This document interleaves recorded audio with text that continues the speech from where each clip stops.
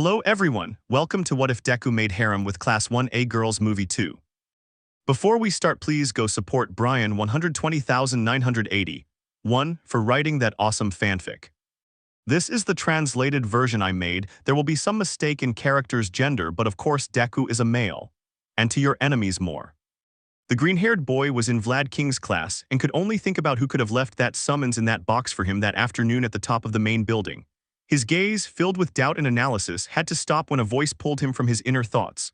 Vlad, Midoriya, what? Vlad, are you feeling okay? Midoriya yeah, excuse me. Vlad, okay.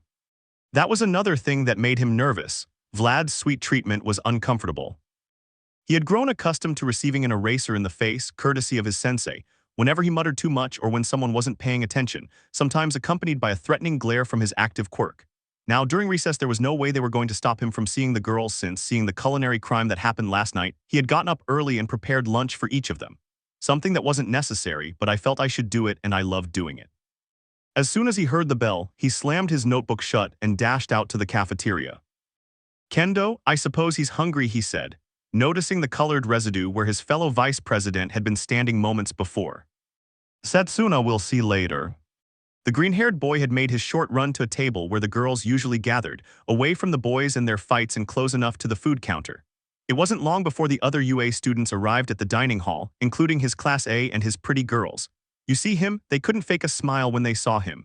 Midoriya, hi girls, he said with a slight blush on his cheeks.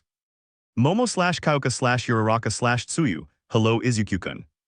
Toru/Mina, hello cute muscles. Each one showed her affection in her own way.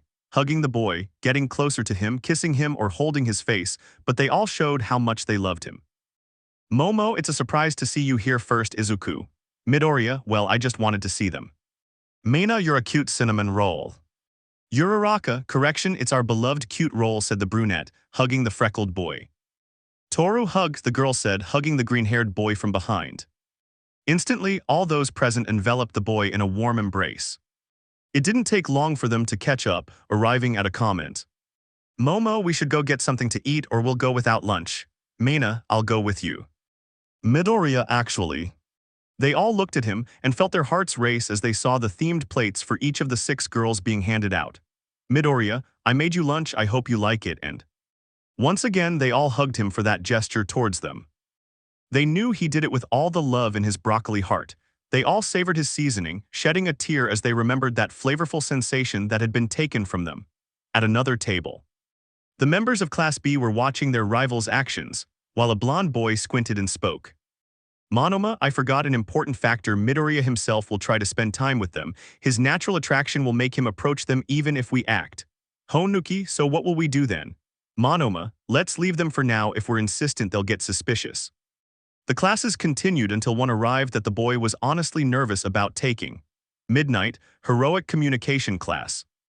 Everyone was taking notes on what their teacher Nimuri was dictating when a green-haired boy looked up, only to see his sensei give him a mischievous wink, making the boy blush a little and then asking him to go back to his notes. He complied, but he wasn't the only one who noticed. A green-haired girl remembered how she had found that boy in her room that time, recalling that her sensei also had something with him. Setsuna, perhaps the sensei can help us. Midnight, all right everyone, I'll give you some sheets, it'll be a quick form. The woman gave the sheets to each student, although the boy's sheet had something curious written at the end of it. The girls are waiting for you outside the school this afternoon. The green-haired boy knew that if his beloved girlfriends wanted to see him, they could turn to his teacher, who loved romantic topics as long as she was included. The school day ended and everyone was heading back to their buildings to hang out. The green-haired boy was organizing his clothes to decide what to wear when he went out with the girls, since, frankly, he was looking forward to going out with them. Already prepared and well-dressed, the boy opened his door only to see Ibara, who was about to knock on his door.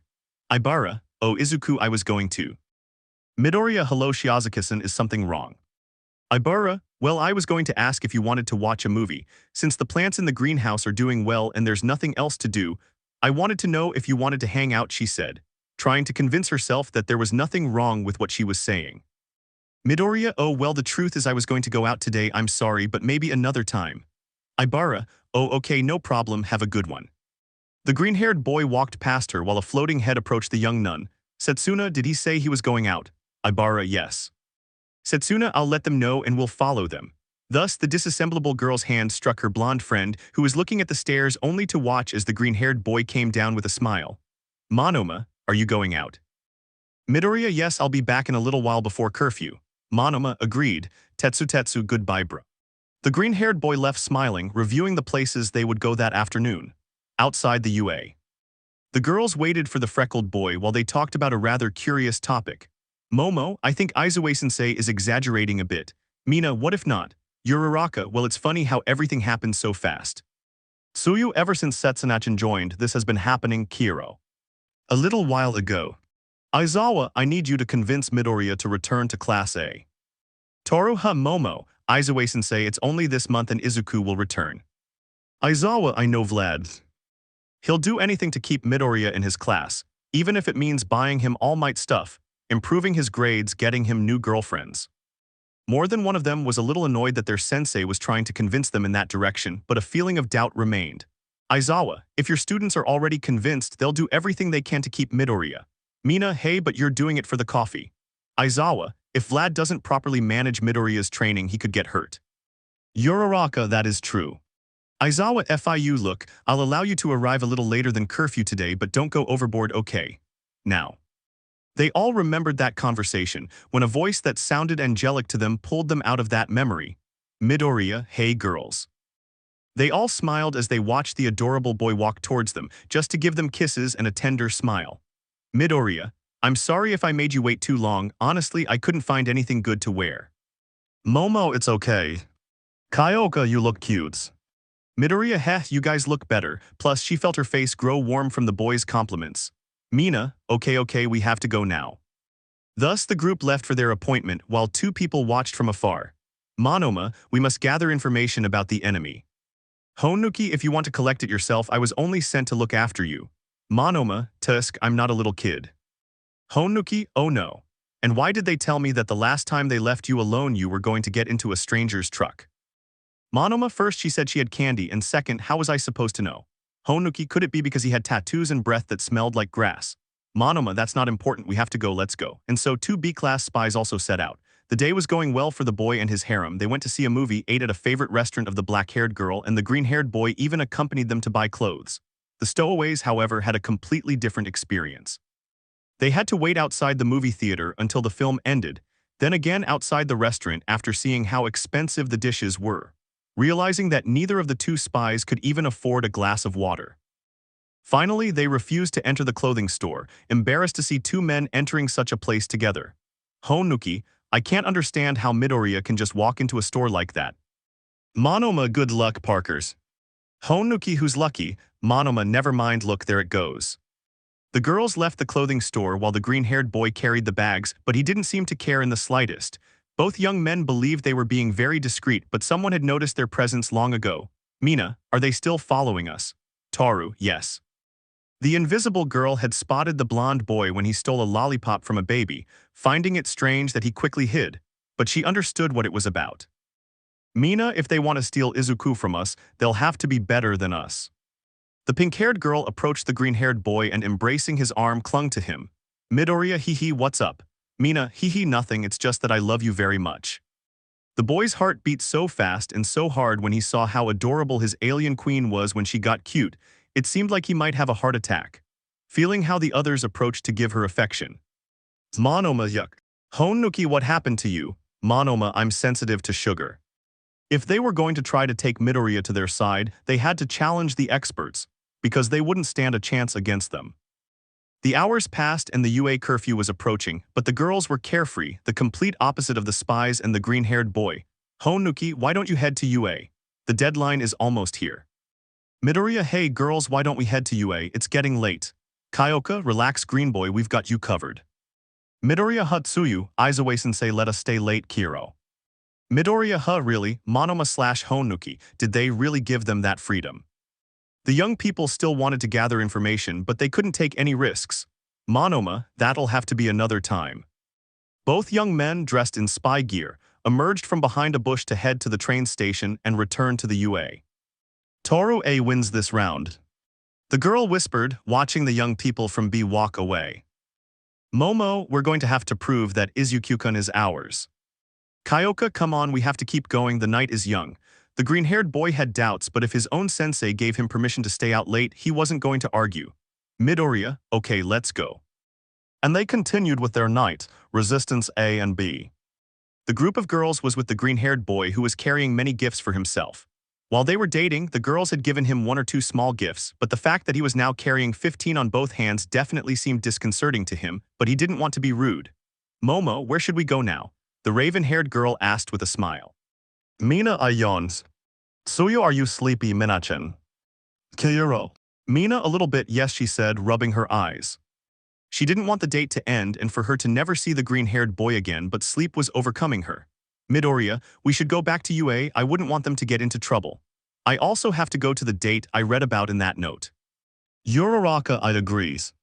Momo, I'll call my driver to come and get us. After waiting a few minutes, the vehicle arrived and everyone was heading back to the UA. Meanwhile, Monoma and Honuki were running back to their building as they were 1 minute away from curfew. Even though Vlad King loved them like sons, he knew he had to reprimand them when they broke a rule. Vlad King, Monoma, Honuki almost arrived late. Monoma inhales and exhales a victory, inhales and exhales for Class B. Vlad King, and where's Midoriya? I was told he was going to leave today, but he's not with you. Honuki, the inhales and exhales. Monoma, he's with the pathetic Class A. Vlad King broke his pencil in 2 upon hearing that answer. Vlad King, then they'll all be going to detention tomorrow. Monoma, they won't. Izue-sensei allowed them to arrive later. Vlad King, so that's how the war started. Kendo Sai, then will have to leave the door open for when Midoriya arrives. At that moment, a green flash pierced the small opening in the door and entered. Midoriya, I'm here. Vlad, Midoriya. Midoriya, I'm so sorry, I got distracted and barely checked the time and... The boy could no longer make excuses when a light blow to his head stopped him. Kendo, okay Midoriya, just let us know next time you'll be a little late. Midoriya, yais. Vlad, well now that we're all here, let's go to sleep. Kendo, I'll take care of it, Sens. The adult nodded and left, while Kendo and Midoriya remained alone in the room tidying up and preparing to leave. Midoriya, well I. Kendo, were you going to the roof? Midoriya, how? Kendo, well I was the one who left you that summons, but seeing as we're here alone I think it'll do. Midoriya, WL, and what was Kendasan about? Kendo, well, inhales. The girl had planned to tell the boy something long before he joined her class and before Setsuna joined him. But after that she didn't have the courage to tell him until that moment. Kendo, the first time I saw you, you caught my attention, during the sports festival. I was surprised you couldn't control your quirk and wondered how you could keep going then. When we faced off and you sacrificed victory to save me, everything felt different. I didn't know if it was gratitude, inspiration, or something else, and these last few days The girl stopped. As she spoke each word, she felt her face grow redder and redder until it reached its limit. Kendo, I like you, Midoriya, I like you a lot, and I Roman too. She had learned about martial arts and self-defense techniques, but she never imagined that confessing her feelings to a boy would leave her speechless. But it wasn't necessary when the green-haired boy approached her and hugged her. There were no words because she felt that if the green-haired boy said anything, he would faint right there. All the girl could do was snuggle up to the boy's chest and wrap her arms around him. Midoriya, are you feeling better? The girl didn't say anything but nodded, indicating that she did. Midoriya, to be honest, it's a surprise to me, but... Without pausing, the boy lowered the redhead's head slightly and gave her a tender kiss on the head.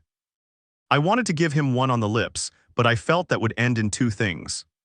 With the girl unconscious from embarrassment, or the one stuck against the wall after being slapped for being scared.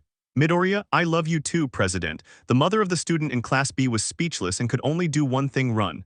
Kendo, I'll see you tomorrow. Rest well, Midoriya, she said, making her hands huge and covering her face. Midoriya, how cute. The next day, Shota was entering the teacher's lounge, pouring himself a cup of coffee to start another boring morning on another boring day. But a hand slamming loudly on the table made the teacher turn to look at his coworker, Vlad, who had a clearly annoyed expression and a vein throbbing on his forehead. Aizawa, if you want the first cup of coffee of the day, you should get here before anyone else, Vlad. Vlad, don't try to play games with me, Aizawa. I know you let your students stay out past curfew just so you could go out and convince that Midoriya kid. Aizawa, I just gave them a quiet day, it has nothing to do with that. Vlad, please Shota, you and I both know that out of everyone at UA, you're the one who demands 200% 25 hours a day, 8 days a week. The dark-haired man stopped drinking his coffee to look at his coworker with his typical bored expression. Aizawa, alright, no games. I also heard you want Midoriya to join Class B. We had an agreement, Vlad. It would only be for a month. Vlad, Class B needs that boy's talents more than Class A. Aizawa, do you really want a repeat of the A and B war? Vlad, oh Shota, you have no idea. Later. Lita, good morning Aizawa-sensei. Aizawa, what's so good about them? Everyone take a seat, we're going to talk about something important. Kaminari, I hope it's not the grades. Momo, is something wrong sensei? Aizawa, we have a small problem and it has to do with Class B. Tsuyu, I didn't know you had that obsession just like Vlad sensei. Kiro, Aizawa, it so happens that Class B is looking for a way to convince Midoriya to stay with them. Everyone, what? Bakugo, well she can leave if she wants, that way I don't have to see her stupid face. Said the ash-haired boy while reading a magazine with both feet up on his desk. Kirishima, come on Bakubro, you can't say that, Midoriya admires you.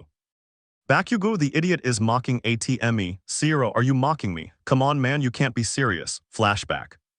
The young people were in the showers, but a green-haired boy was closely watching his ashen-haired friend.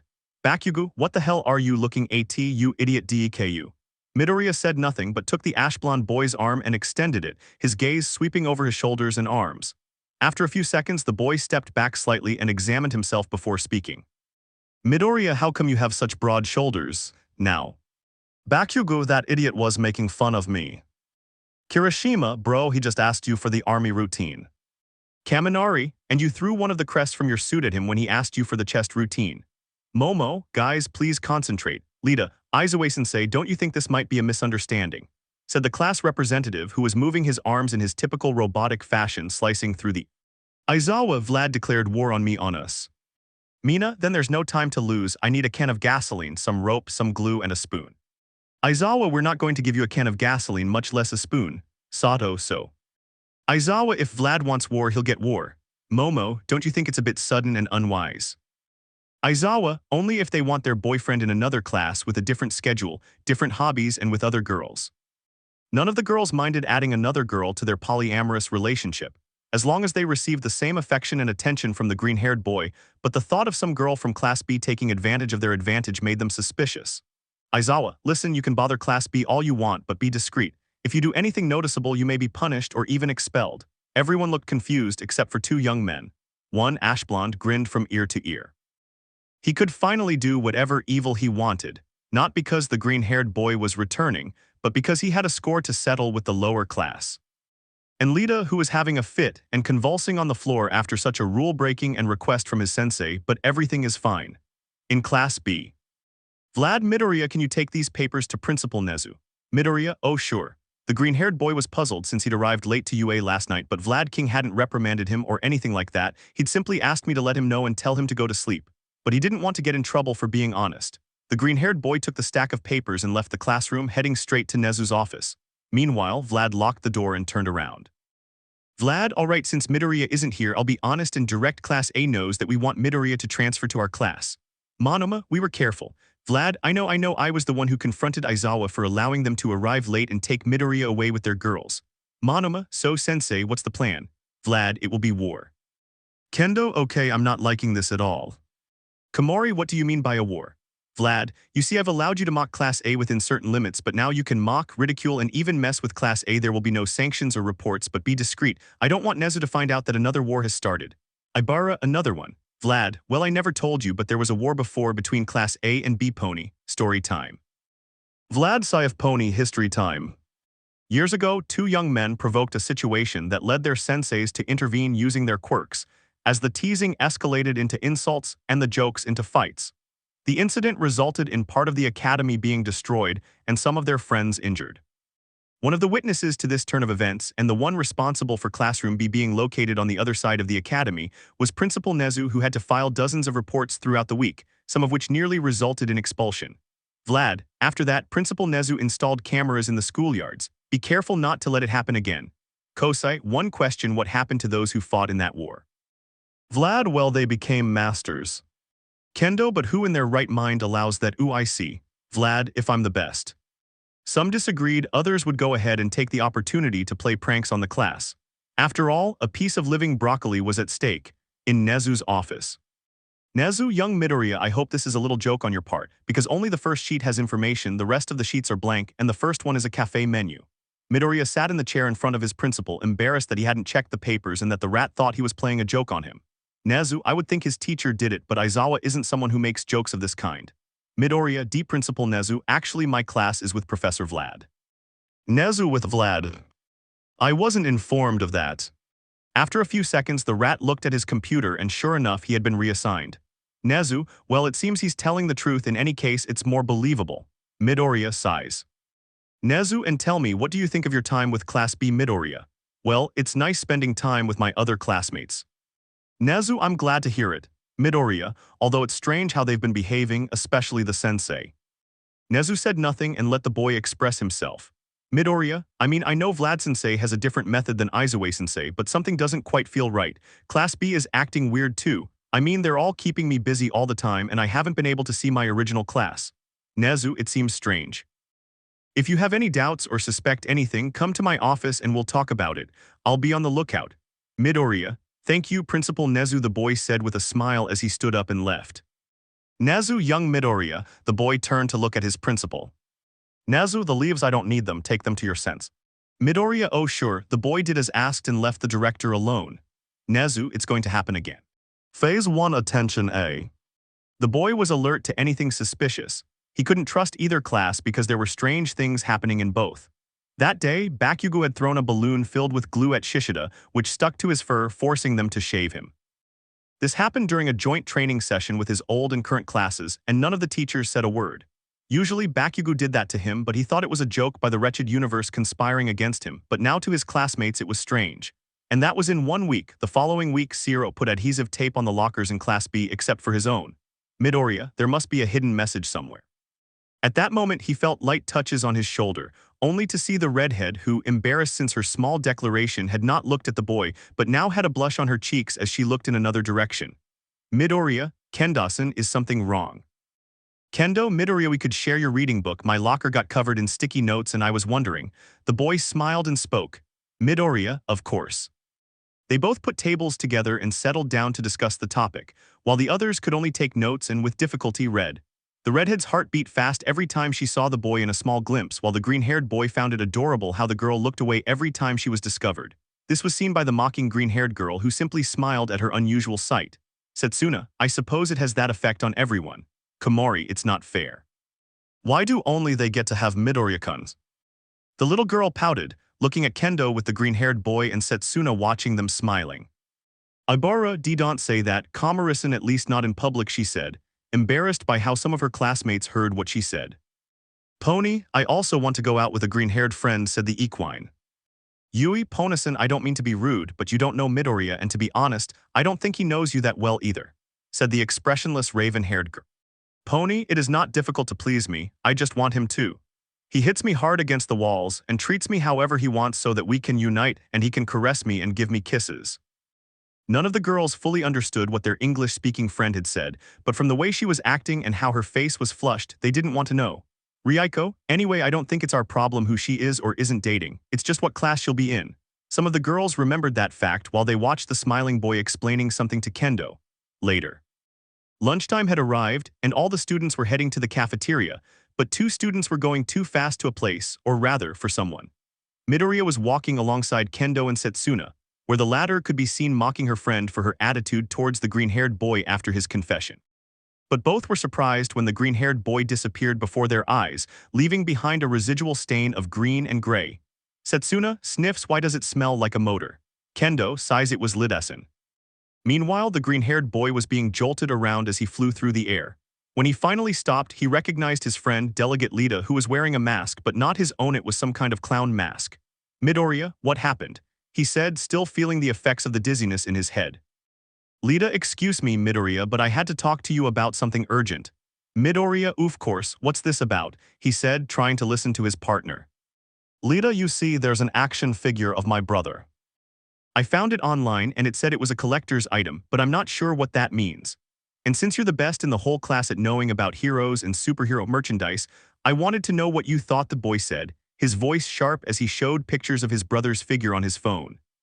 He didn't have to give much explanation. The green-haired boy took care of that while telling his friend details about the figure, from how to differentiate the official plastic from the action figure to the details that one might overlook. It was quite curious for the blue-haired boy, actually. Midoriya, some even smell. The boy explained while maintaining a smile on his face. Lida, really? He said, pointing, fascinated that one of his father's action figures had the habit of smelling like fruit.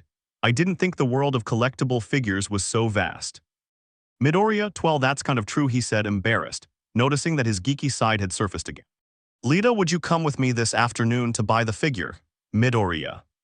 Lita, Midoriya, sorry, it's just that this is the first time I've gone out with a friend to buy these things. Lita, in any case, she said, giving him a friendly tap on the head, I'm glad you're coming with me. Your girls don't mind us coming, do they? Midoriya, why do you ask? Lita, well, I don't know much about couples, but I've seen dramas where the woman denies her partner permission to go out with his friends, and my brother has told me a few anecdotes about it. Midoriya, oh, don't worry, girls aren't like that, he said with apparent calm. Under the table. The green-haired boy was typing on his phone screen while writing to the group of girls. Midoriya, girls, I'm going out this afternoon. Kyoka, with whose permission? Face with raised eyebrow. Midoriya, WL, with your permission. Kyoka, exactly, thumbs light. Mina, and where would you go, Izuku-kun? Midoriya, WL, I'm going to go with Iidasan to a hero merchandise store. Uraraka, sure, if Litakun goes with you there's no problem, anyway there wouldn't be one really grinning face with sweat. Kyoka, hey, you're taking the fun out of being toxic. Tsuyu, that's just not how we are. Kyoka, at least let me enjoy the feeling a little longer. Toru, I admit it's fun. Midoriya, that's abuse. Momo, we know, face with hand over mouth. Midoriya, but can I go? Momo, hee yes. Midoriya, yippee, grinning face with smiling eyes. More than one of the girls had found ways in which the boy could be adorable, believing that they had already seen it all. Lita, Midoriya, I need to ask you something. Midoriya, yes, what's wrong? Lita, tell me what's it like to have a harem. Midoriya expected any kind of question, but that one took him by surprise. Shoto, that's right, I never got to ask that, and boy am I your best friend. Lita, with all due respect, Todoroki-kun, but I'm his best friend. I've known him since the entrance exam. Shoto, yes, but he helped me with my traumas and I gave him my sister. Lita, that doesn't count. Bakugo, what the hell are you two talking about? He said, leaning against the green-haired boy with a rarely seen expression of superiority, but it was different with a clear happiness, which was terrifying in a way. I've known him since we were kids, I've literally known him since he was a baby. Now the boy could swear he knew fear, seeing Bakugo Katsuki, or Kaken as he usually called him, smile. It was the sign that the final seal of the apocalypse had been broken. Added to that was Iida's interest in action figures, and Todoroki being more expressive, bordering on angry. It just gave him a bad feeling. But hey, I was going to a superhero shop with friends, that made up for everything, at the table in the distance. The girls gazed at their beloved broccoli, chatting with Iida, Todoroki, and Bakugo. They were equally surprised by what they saw. Momo, okay, I prefer to see Bakugo angry than smiling. Uraraka, he looks like a serial killer. Toru, does that scare you guys? Todoroki's face scares me. Mina, it doesn't suit her personally. Tsuyu, but it seems they'll have Izuku busy all afternoon with what Lidasan did. Kiro, Mina, enough time for our joke. The girls were planning to play a prank on Class B, but they didn't want Izuku to be at UA when it happened, so they asked Iida to take the green-haired boy out for a few hours while they carried out their Machiavellian plan. At another table. Setsuna, so you asked him? The girl asked her orangey-haired friend with a mocking smile. Kendo, it's the third time I've said yes, she said, embarrassed, because her friend just wanted to see her nervous, something she'd rarely seen before. Pony, I am very happy for you, Kendo-san. Kendo, thank you very much, Pony. Ibara, and have you guys had a date yet? Kendo, to be honest, I was hoping to ask her this afternoon. Kamari, I think you'll have to wait, girls. The mom from Class B didn't understand her friend, at least until she turned her head and saw how the boys from her old class seemed to be talking excitedly about something. Yui, Setsuna. Setsuna, I'll take care of it. And with that, the girl detached one of her ears and sent it floating near the ground so as not to be noticed. Being close, I remained silent and prepared to listen. At Midoriya's table. Lita, so where will we go? Midoriya, I know a store near the center, they have good merchandise about various heroes. Shoto, is it the one near the soba shop? Midoriya, yes, how do you know? Shoto, whenever I wanted soba and my sister wasn't home and my dad was out, I'd go there. I always noticed that shop, but it never caught my attention. Bakugo, I'm not lending out any of my money, idiots. Midoriya, Kaken, are you going too? Bakugo, I'm only going to buy what catches your eye, I won't give you the satisfaction of owning it, he said, as a vein throbbed in his head. Midoriya, okay. The ear that the girl had brought closer moved away silently, while a look of intrigue appeared on her face. Classroom bay table. Kendo, well, Setsuna, I think you'll have to reschedule your date, she's going out with the guys. Komori, do they have something in mind? Yui, that's for sure. Setsuna, then we'll have to match the bet. The girl separated her torso and floating headed towards one of her classmates, with Midoriya. Midoriya, we can go buy something but don't get mad, Todoroki-kun. Shoto, I don't think I know you that well anymore, he said in an offended tone of voice. Midoriya, understand, Lida-san, will you help me? Lida, why don't you ask your best friend for help? Bakugo HAHA superiority. Midoriya sighs, this isn't possible. Monoma, wow Midoriya, I didn't know you had your friends dead as well as the girls. Lida slash Bakugo slash Shoto slash Midoriya, of course not. Bakugo, never under any circumstances would I date that idiot Deku shine. Lida, I don't have those tastes. Shoto, the only person with the last name Todoroki who would date Midoriya is my sister and maybe my brother, but he's a furry. Monoma's smug expression was replaced by one of disgust and confusion upon hearing the bicolored-haired boy. And he wasn't the only one. Bakugo, Iida, and Midoriya all turned to look at Todoroki, who didn't understand anything. Unlike a purple-haired girl who was trying not to burst out laughing at the situation her broccoli boyfriend was in, Midoriya, Monoma-kun, what's wrong? Do you need something? Monoma, well, I heard you were going out and I really need to clear my head a bit. Can I join you? The three young men from Class A were about to reject his offer, but the green-haired boy spoke for them. Midoriya, sure, it'll be fun. Monoma, thank you very much. The green-haired boy was sitting down again, unaware that the blonde boy was smiling maliciously at the boys who were looking at him with annoyance. Lida, I hope this works. Phase 2 Care B. At the comic book store. The green-haired boy was with his friends in the store, while he and Lida were searching the designated area for speed-related quirk heroes, while his friends were exploring the rest of the establishment. Bakugo was eyeing anything related to Almight. Meanwhile, Shoto was scorning the area dedicated to his father, tempted to set it on fire to see if it was heat-resistant. Monoma. He was bragging about how cool he'd be when he became a pro hero and had figures and figurines of himself. Everyone was doing their own thing, or so Midoriya thought, who didn't notice any more competitive looks that Monoma was receiving from the boys. Shoto, why did he come? Bakugo, isn't it obvious, half and half? He came for the same reason they sent us with the nerd. Shoto, should I take him behind the store and incinerate him? Bakugo, no matter how much I want to, if the nerd finds out, he'll switch to Class B. Shoto, while Bakugo, I didn't know you actually cared about Midoriya. Well, that you actually cared about anyone. Bakugo, I'm not doing it because of that idiot, I'm doing it because if that happens his crazy girls will be more than willing to kill me. And there aren't just one or two of them anymore, so it won't be easy for me. Shoto, yeah, that makes sense to me, so what are we going to do with him? Bakugo, don't worry, they're already taking care of that at the UA. Toru, are we almost there? Uraraka, SHHH, if we make a scene they'll notice. Shoji, Uraraka, not that I care, but why are we going to the Class B dormitories? Uraraka, because, we must make it clear to Class B that Izuku-kun is ours. Meina and B, because it'll be fun to record. The girl said, showing her phone. Some of the girls and boys were keeping watch outside the other class's building, while a girl with black hair approached the door. Momo, let's see. And carefully I create a set of lock picks to open the door. Click. There was a knock at the doors. Momo, keep an eye on things while Minachen Hagakure-san and I set the trap. Group A, hi. Azabash and the other two girls went in and looked around the place. Momo, here you go, stick them to the walls and leave them ready. Toru, where will we put them? Momo, anywhere will be fine. The young women went to the kitchen, living room, and bathroom to set up the devices and prepare them for their innocent prank. Mina, any news outside? Over. Shoji, negative. Mine. Shoji, what? Meina, say over. Shoji, I won't do it, that's ridiculous.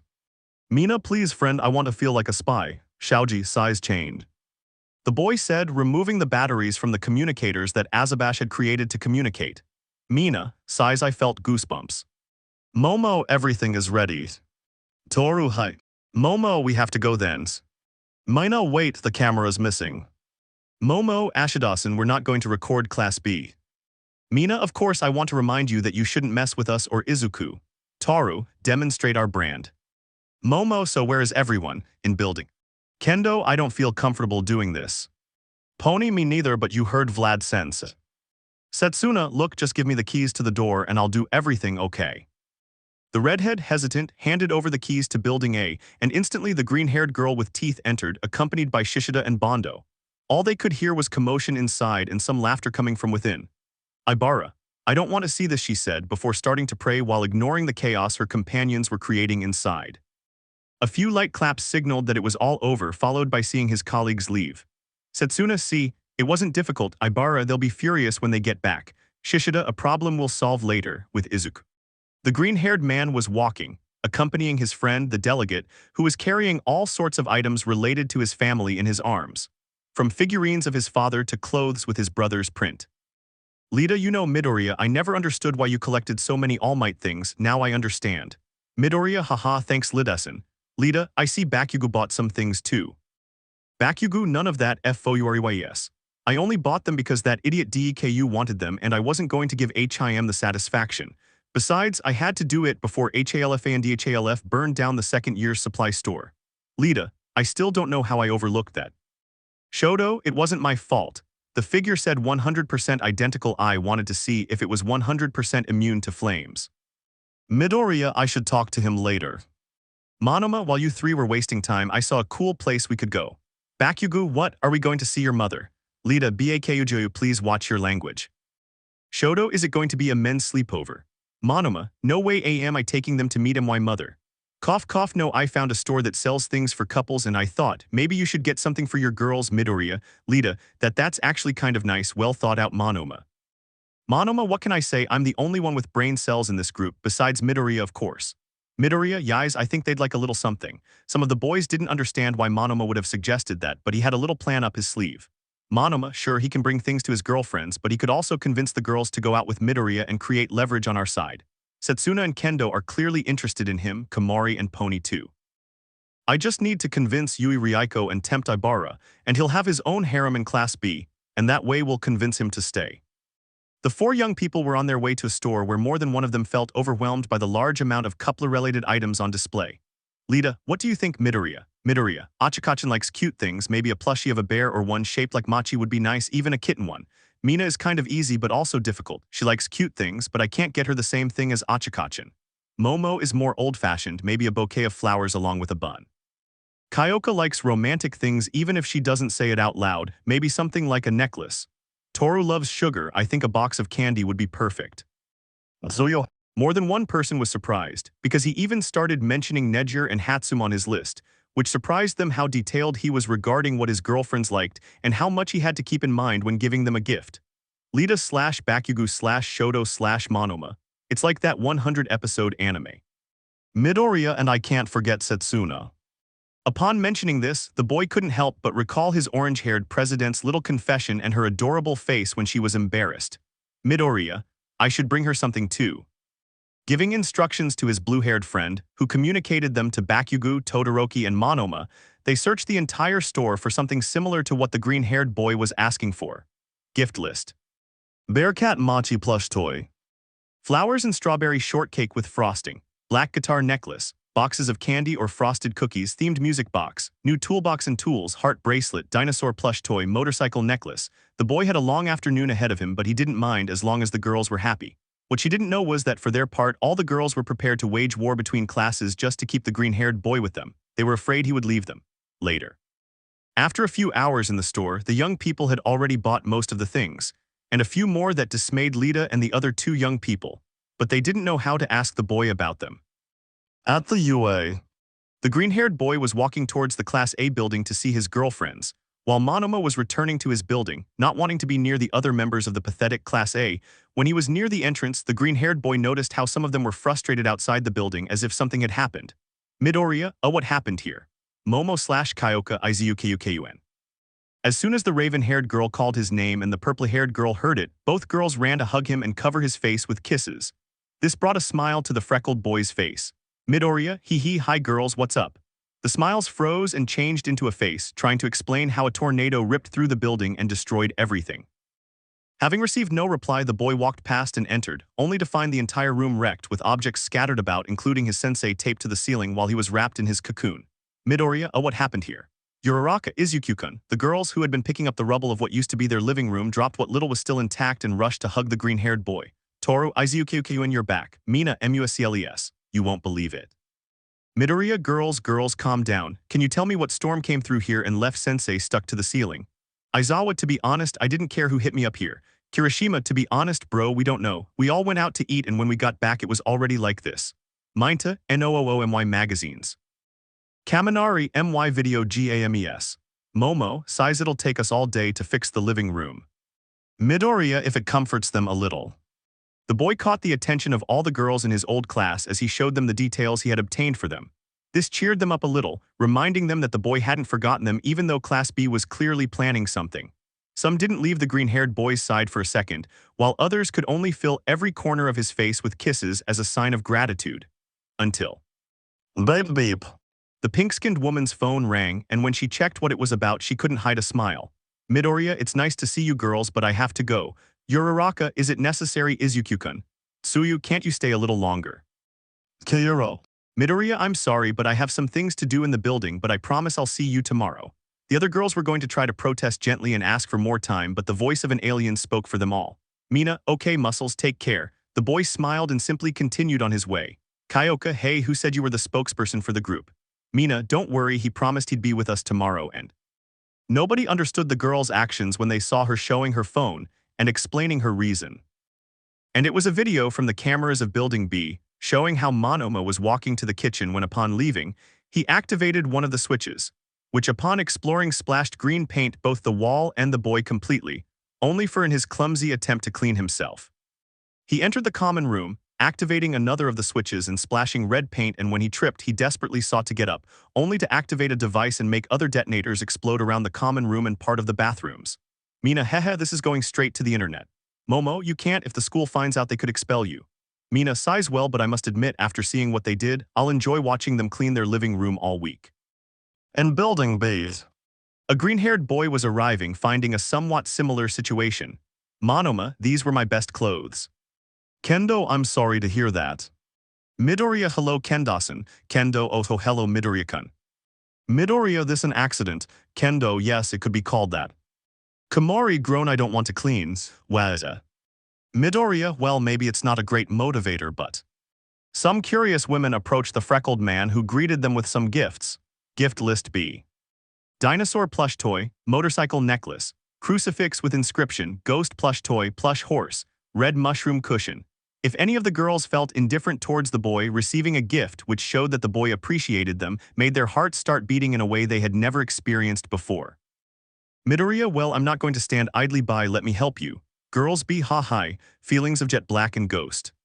1 week later. Days had passed. After fixing Building A and cleaning up the paint residue in Building B, the young people had made their own plans. No one told them anything because mysteriously Professor Nezu had left Japan 2 days ago and hadn't left anyone in charge. Building A. Momo, we are all gathered here. Class A, yes. Ida, after we repair our classroom, we need to continue planning how to convince Midoriya to return to our side. We already sent a message to Class B, so let's brainstorm now. Mina, we can have her do activities with the rest of the class outside of school. Takami, I know of a cosplay convention on the other side of town. Could that help? Kaminari, I know of a party near a fabulous place. Kyoka, yes, I don't think Green would like that. Tsuyu, a water park. Kira. Uraraka, we can't, we still have classes this week. Aizawa, no, they don't have them. Their sensei's dry, deep voice startled everyone, seeing that he was standing to one side of the sofa where they were sitting. Aizawa, without Nezu's supervision and with no one in charge, no one can say they didn't take one of my classes, so do it. Momo, so I think it'll be the water park. Lita, we need to send a message to Midoriya. Kaminari, I already took care of it. Minta, and we also left a gift for Midoriya. And Building B's. In the room. Komori, what is this? Kendo, I don't know, I found it at the dormitory door when I was about to leave. Tetsu, should we open it? Pony, what if it's a bomb? Ibara, no Tsunotori, it can't be a bomb. Yui, there's no TNT at UA. Monoma, tell that to the crazy president of Pathetic A, she's a living crafting table. The boy said, still remembering his paint prank. While the whole class started a long, pointless chat, the orange-haired president opened the strange box, finding something that was not at all like the boy. Kendo, W. Those who were near her and heard the scream took a look inside the cardboard box, reacting just like their president because it was a collection of Playboy magazines.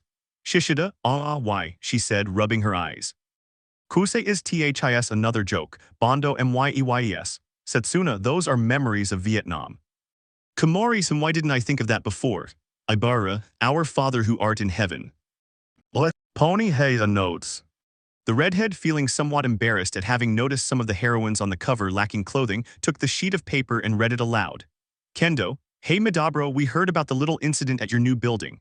Here, I got this so you don't get bored for a while. We're thinking of going out, come with us, bro. The girl couldn't continue reading when the silver-haired boy in her class snatched the paper from her and read it as well. Tetsu, this is my bro Kirishima's handwriting. Why would I give this to Midoriya? It's not manly at all. Ryuko, so putting that aside that they plan to move their piece back on the board. Momo, we cannot allow them to get ahead of us, Vlad, and that's why they'll act before them. Their sensei's scream startled everyone in the room, watching as a vein on his forehead threatened to burst. Vlad, without Nezu, it's certain that Aizawa will use that free time to sleep and let his boys carry out their plan. Monoma, so. Vlad, do something, ACT first or GO and sabotage their exit. Kendo, I don't think Midoriya would see it as a coincidence. He couldn't forgive us for something like this if he found out. Monoma, then we'd have to distract him. Yui, exactly how do you plan for us to? The black-haired girl couldn't continue speaking when she saw her companion turn over one of the magazines in the box, revealing a photograph of the heroine Mirko, wearing an outfit that left very little to the imagination. For the first time, any member of the class could see how some fear and embarrassment were reflected on the girl's face, adding to a blush that was gradually contagious to the rest of the girls as they understood what the green-haired girl was implying. Komori, I don't know if that's a good thing or something bad. The thoughts had to stop when a gust of green air interrupted the moment. Midoriya, good morning, everyone. The boy said, paying no attention to the faces of those present or the wide variety of magazines inside the box, as he literally ran out. Kendo, I suppose he woke up motivated. Vlad, like I told you, go with him and make sure that Class A doesn't win the boy over. Some were going to protest, but seeing their sensei's competitive face made them reconsider their decision. Later, the young people had taken their morning classes and were taking their last ones, when two young people had a plan. The serene raven-haired girl glanced sideways at her ghostly-looking friend, and nodding her head slightly as a signal, she used her quirk and threw a pencil off her desk. The latter was noticed by the green-haired boy who, being as kind as ever, acted. Midoriya, Kodason, your pencil, he whispered, not wanting to interrupt his sensei's class. The girl turned her head, and thanks to her lack of expressiveness, it was easy for her to simulate her actions. Yui, thank you, Midoriya-kun. She reached out to take the pencil the boy offered her.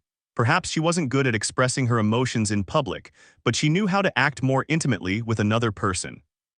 Well, while holding the pencil, he touched the boy's hand more than once, who, surprised, only looked at his hand for a few seconds before looking at the girl who was watching him a little.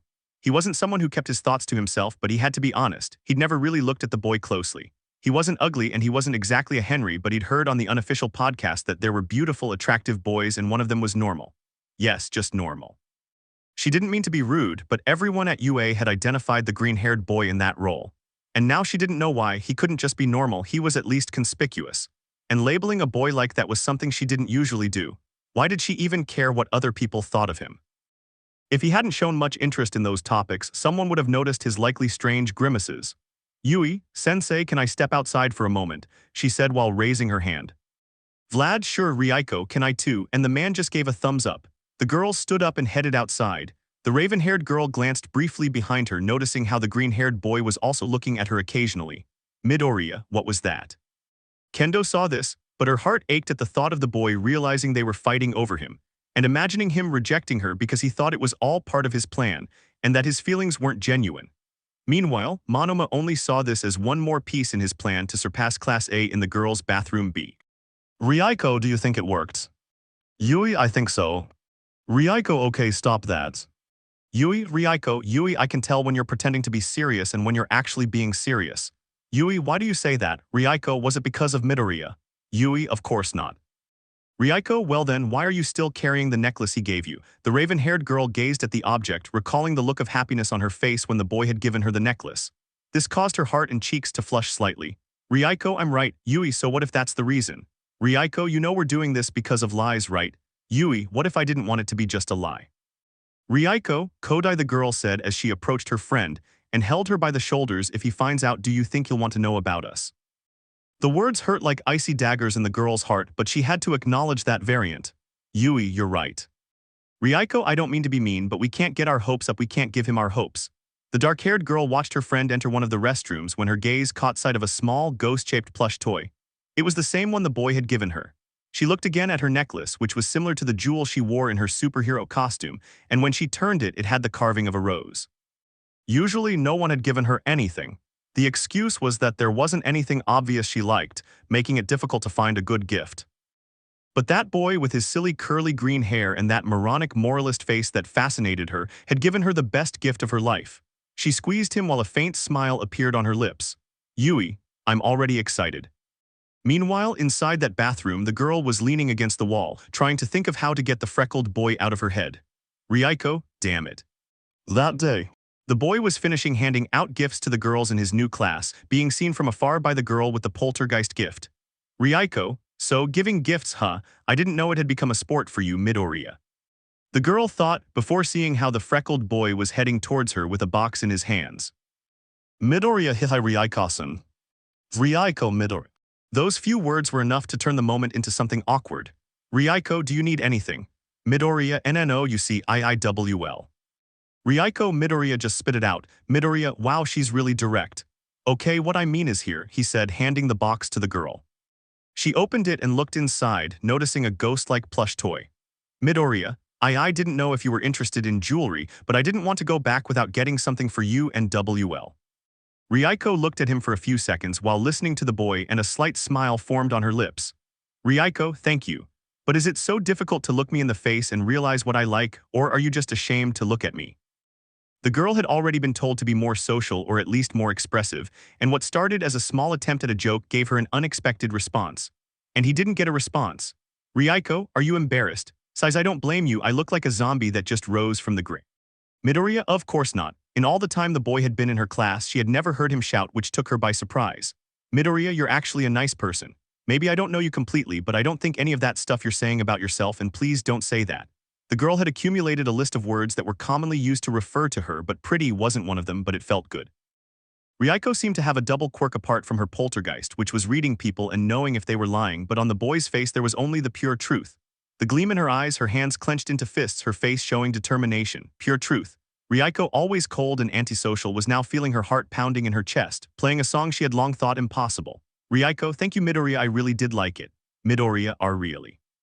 And without realizing it, the girl approached and hugged the boy. Ryuko, don't complain, I don't usually hug anyone, it's the best I can do, she said without looking at the boy's face. But it wasn't necessary because the boy lowered his arms and hugged the girl in the same way. No, Ryuko, but of course. Films in Class B. That day I took longer. The students in Class B were already preparing their plan to distract the green-haired boy and gain an advantage over him. This would also ruin Class A's exit. In the cafeteria. Monoma, so are you ready? And Class B nodded. The green-haired boy had barely entered the cafeteria and the small brunette from Class B was approaching him when a blue-haired girl with a cute face and optimistic attitude approached the boy first and caught his attention. Nejir, hello Izuku-kun, she said as cheerfully as ever.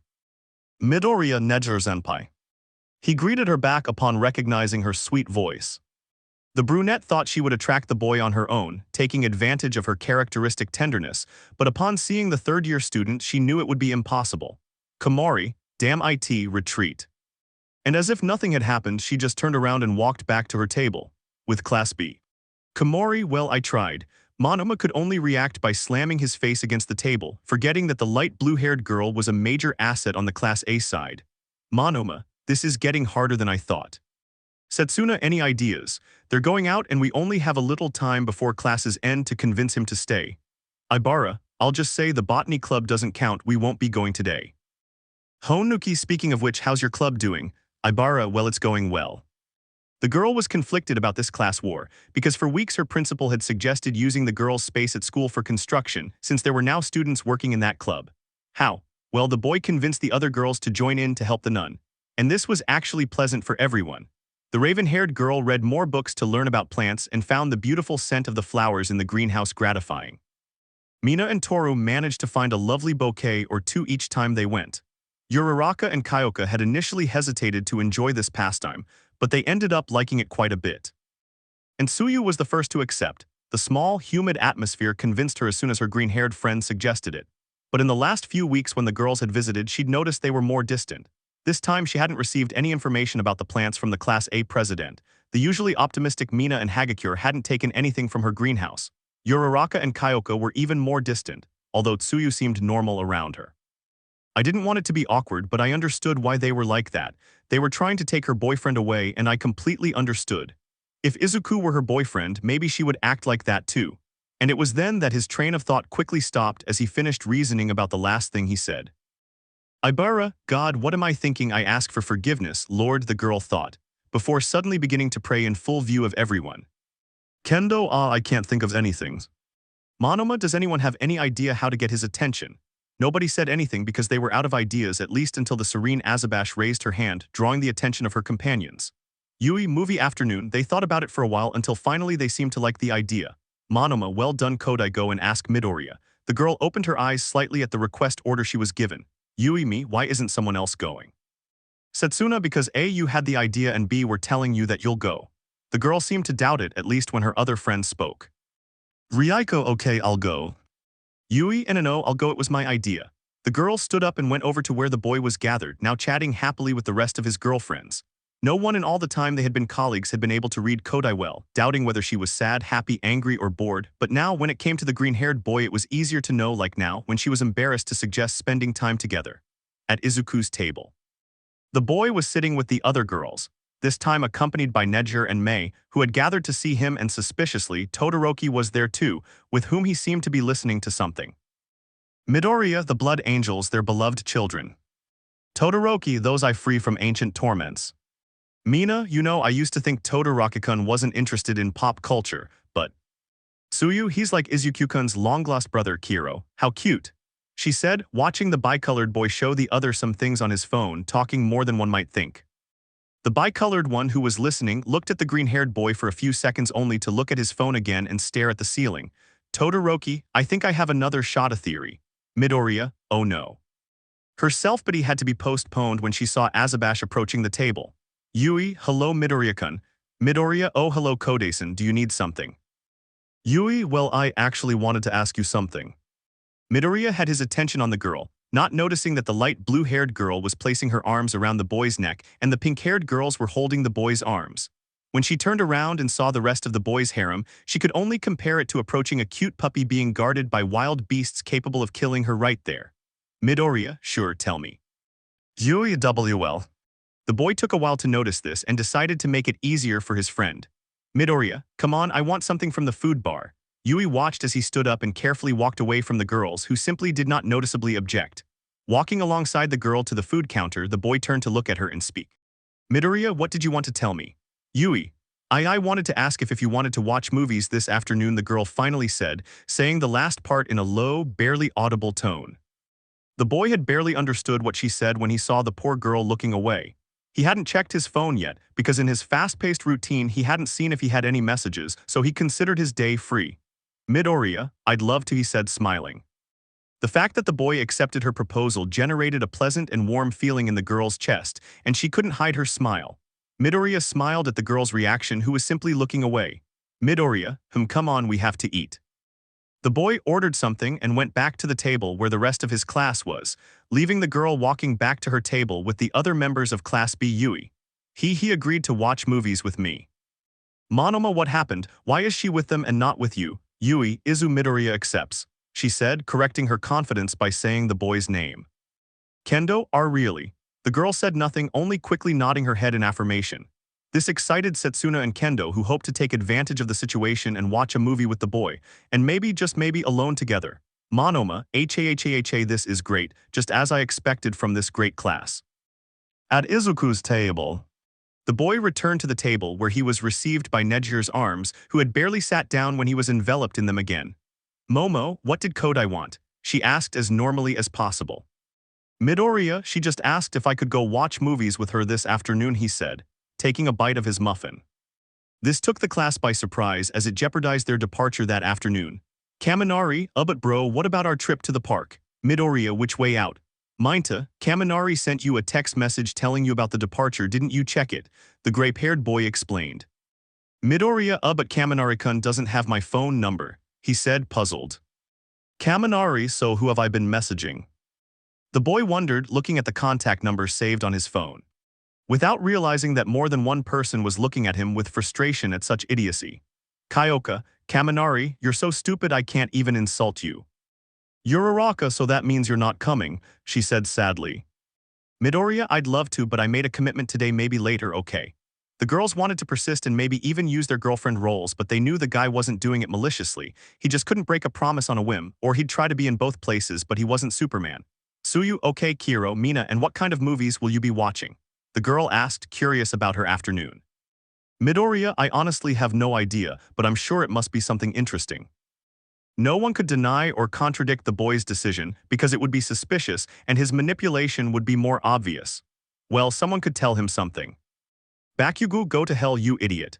This is the last time we invite you anywhere, you damn Deku. There was nothing they could do other than try to move faster next time and not trust Kaminari to do the job. After classes. The green-haired boy was setting up the candy table in the common room for his movie afternoon with Yui. Midoriya, okay, popcorn, soda, candy, pillows, I think that's all. Now all that was missing was the girl who was in her room. Yui, do I look okay, or no, maybe something more casual? I can't wear something formal but not something that casual either. God, why am I worrying so much? We're just going to watch movies, the two of us alone. That was all the girl could manage to say in front of her mirror before collapsing onto her bed, wanting to calm her damn panic. Knock, knock, knock. There was a knock at the door. Startled, the girl approached and glanced at the doorknob, only to see an orange-haired girl and a green-haired girl. She recognized them as Kendo and Setsuna. Yui, hello. Kendo, hi Yui, are you ready for a movie afternoon? Yui, oh, were they going to accompany us? Setsuna, of course, or did you expect us to leave them alone? The question was more of a joke to the girl who, despite not reacting like most people, really expected it to be that way. Kendo, so are you ready? She nodded and, closing her bedroom door, accompanied her friends to the living room. In the common room, just a few steps away, the green-haired girl gave a small laugh which left the raven-haired girl dismayed. Yui, what's funny, Setsuna? Setsuna, nothing, I just want to say nice pajamas. Yui hadn't realized it, but having been interrupted a few minutes ago, she had been left in her pajamas, which consisted of a white shirt that left part of her abdomen uncovered and reddish plaid pants. Yui, no, it's true. She was about to turn around when she had no escape. Kendo, hello Izuku-kun. Midoriya, hello Kendo-san, Takagi-san, Kode-san, ready for the movie afternoon. Setsuna/Kendo, yes. Setsuna didn't miss the opportunity to play pranks on the black-haired girl, and taking her by the shoulders dragged her to the front while she spoke. Setsuna, hey Hexy, what do you think of Kodai's pajamas, huh? She simply stood in a static pose, not wanting to be the center of attention at that moment. The boy was surprised by the question, but he also analyzed the girl and her clothes, noticing how she was trembling a little from embarrassment. Midoriya, WL, I think you look adorable, Kode-san. And with that said, the trembling stopped suddenly, but she felt that same sensation of warmth within her. Her heart was also pounding. Yui, thank you. Setsuna, how cute. Kendo, come on, Takagi-san, leave her alone. Setsuna, is it because she wants to leave her alone, or is it because she said she's adorable? The comment made the orange-haired girl blush, as she admitted she would like a compliment from the boy calling her pretty, or even another kiss and perhaps the chance to return it. Midoriya, WL, they all look cute actually. Kendo, ooh, and I. Setsuna, okay, let's choose a movie before it gets too late and they send us to bed. Kendo, huh, oh yais. After looking at the pile of movies they had, they finally decided on one, a classic and iconic one. Later. Yui had never been someone who watched romantic movies frequently. She could watch them, but they weren't her first choice. During the journey, the girl watched the green-haired boy as he lay on the sofa while Kendo leaned against his side and used him as a pillow, while Setsuna lay along the sofa, her head resting on the boy's legs. Yui just stared at this, unsure if it was appropriate. Yui, just make it look casual. Little by little, the girl began to lean forward to rest her head on the boy's shoulder, but she received a small push, both metaphorically and literally, as a floating hand of the green-haired girl pushed her, making her action faster and more real. The girl ended up around the boy's arm, who was only surprised and then smiled understandingly. Yui, aye. Midoriya, okay, it's fine, are you comfortable? Yui, aye, yes, I am. Slowly, the freckled boy lowered his hand to the girl's shoulders and pulled her closer to him so she would be comfortable. She just curled up, managing to smell the boy's shirt, finding it strangely pleasant. Yui, I like this. Special night. The young people continued watching the movie, with the girls feeling so comfortable next to the freckled boy. Yui had stopped paying attention to the screen, more interested in the hug the boy was giving her, his arm reaching all the way to her shoulder, while she merely brushed her fingers against the length of his arm. She wanted to feel every detail and memorize it as best she could. The boy noticed this, and usually what might have previously been embarrassing or panic-inducing now filled him with tenderness, comparing Kodai's actions to those of Erichin or Katakun when they first saw his scars. Genuine childhood curiosity and intrigue. Meanwhile, Setsuna was comfortably reclining on the length of the sofa and using the boy's legs as a pillow while watching the movie. And Kendo, who was also on the other side of the boy, was hugging his remaining arm as if it were her property. She didn't want to let go and pressed it against her like a soft pillow. It was an unusual situation, but quite welcoming, to be honest. They seemed more focused on being comfortable than on the screen in front of them, at least until a voice caught everyone's attention. "Ibara, what are you doing?" Everyone's eyes were fixed on the religious woman with the long hair who was rubbing her eyes with one hand while carrying a stuffed sheep in the other as if she were a little girl. "Kendo, hello Shiazuki-san, we were watching a movie." "Setsuna, did you need something, girl?" "Ibara, no, I actually just came for a glass of water. I don't mean to interrupt." Shiozaki was not one to lie, but despite having rejected the invitation, she stood for a long time looking at the screen even though she already had her desired glass of water. "Midoriya, you should take a seat," he said with a smile and a bead of sweat running down his side. With that said, the other girls gave the green-haired boy some space, and with that, the religious girl had more room to sit. "Ibara, I love this movie," she said, simply taking a seat to join the group. It was funny to see how the nun, despite her upper-class appearance and education, had no qualms about arranging herself however she pleased. And now she owned the popcorn bucket, occasionally shooing away Setsuna's floating hands as she reached for the snack. "Setsuna, hey, you can't just take the popcorn." "Ibara, of course, look," she said without remorse, just to bring a popcorn to her mouth. This generated some laughter between Kendo and Midoriya, who watched this with joy. The green-haired boy just stared at the girl who was still eating the popcorn until she, in a quick glance, noticed the boy. "Ibara, do you want popcorn?" Midoriya nodded. He was extending his hand, but it wasn't necessary when he felt a dove already land in front of his mouth. When he turned his eyes to the girl, he saw how she had even moved from her place and settled down to feed him with an iconic serene and calm expression. "Ibara, open wide please." The boy, blushing at his actions, obeyed and opened his mouth only to receive the dove, something so simple yet embarrassing that brought a smile to the girl's face. But shame came in the form of Setsuna. "Setsuna, hey, aren't there any popcorns for me?" "Ibara, no, you take them." With a fake pout, the girl was finally able to take the snack and put it in her mouth. This continued throughout the rest of the film, with some finding it pleasant to be snuggled up with the green-haired boy under the sheets, while the nun found it reassuring to feed the boy who, despite finding this strange, was not bothered by it. So the hours passed and night had overtaken them.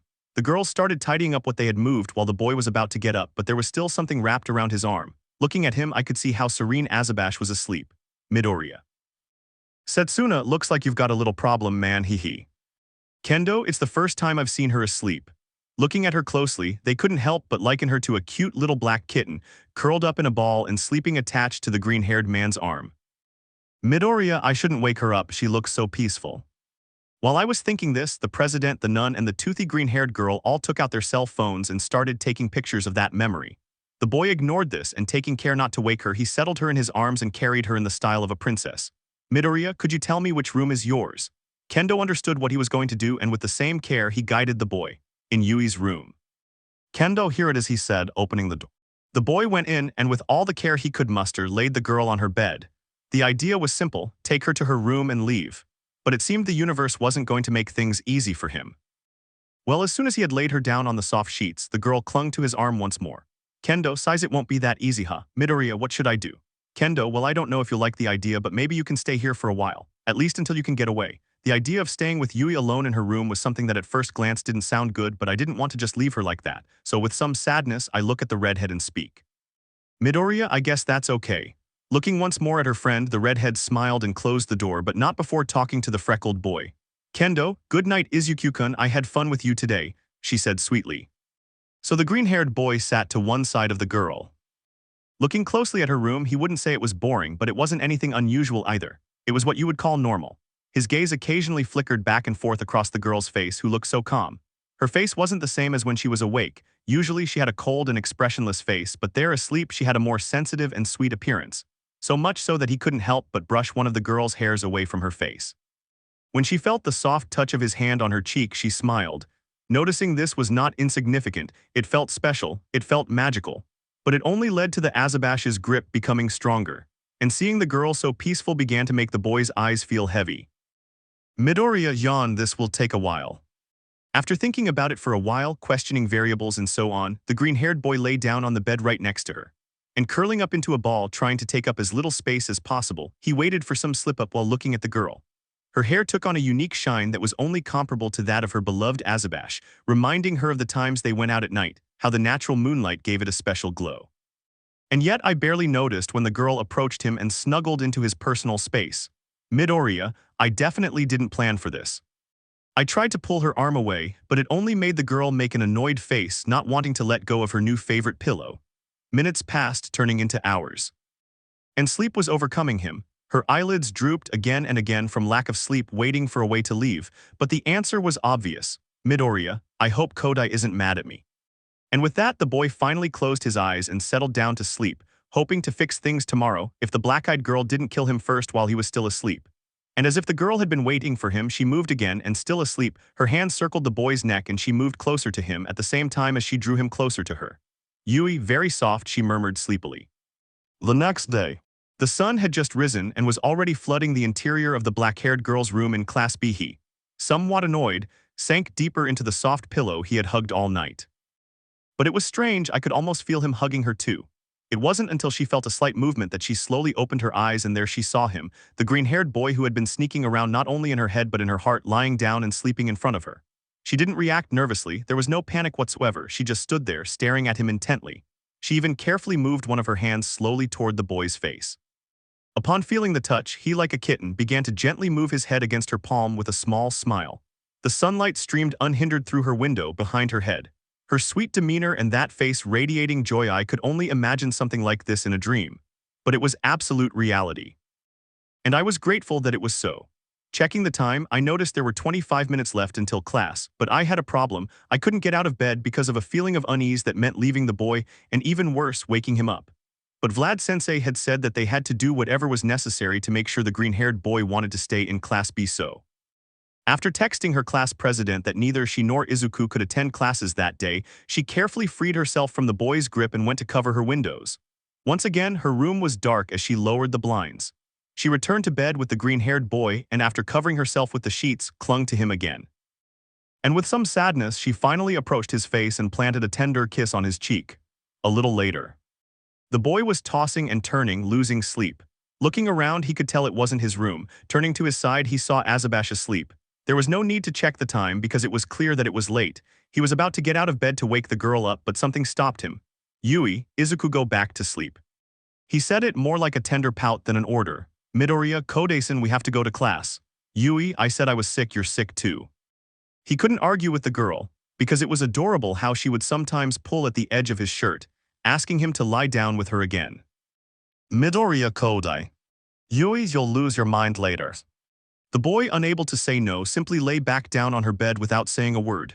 Midoriya, aye. The boy was just about to ask anything when he noticed the girl move from her place and get closer to him, her face hidden in the boy's chest and curled up in a ball, wanting to be close to him. Yui, just hug me and sleep. I didn't know what had happened or if it was some kind of punishment, but I couldn't refuse.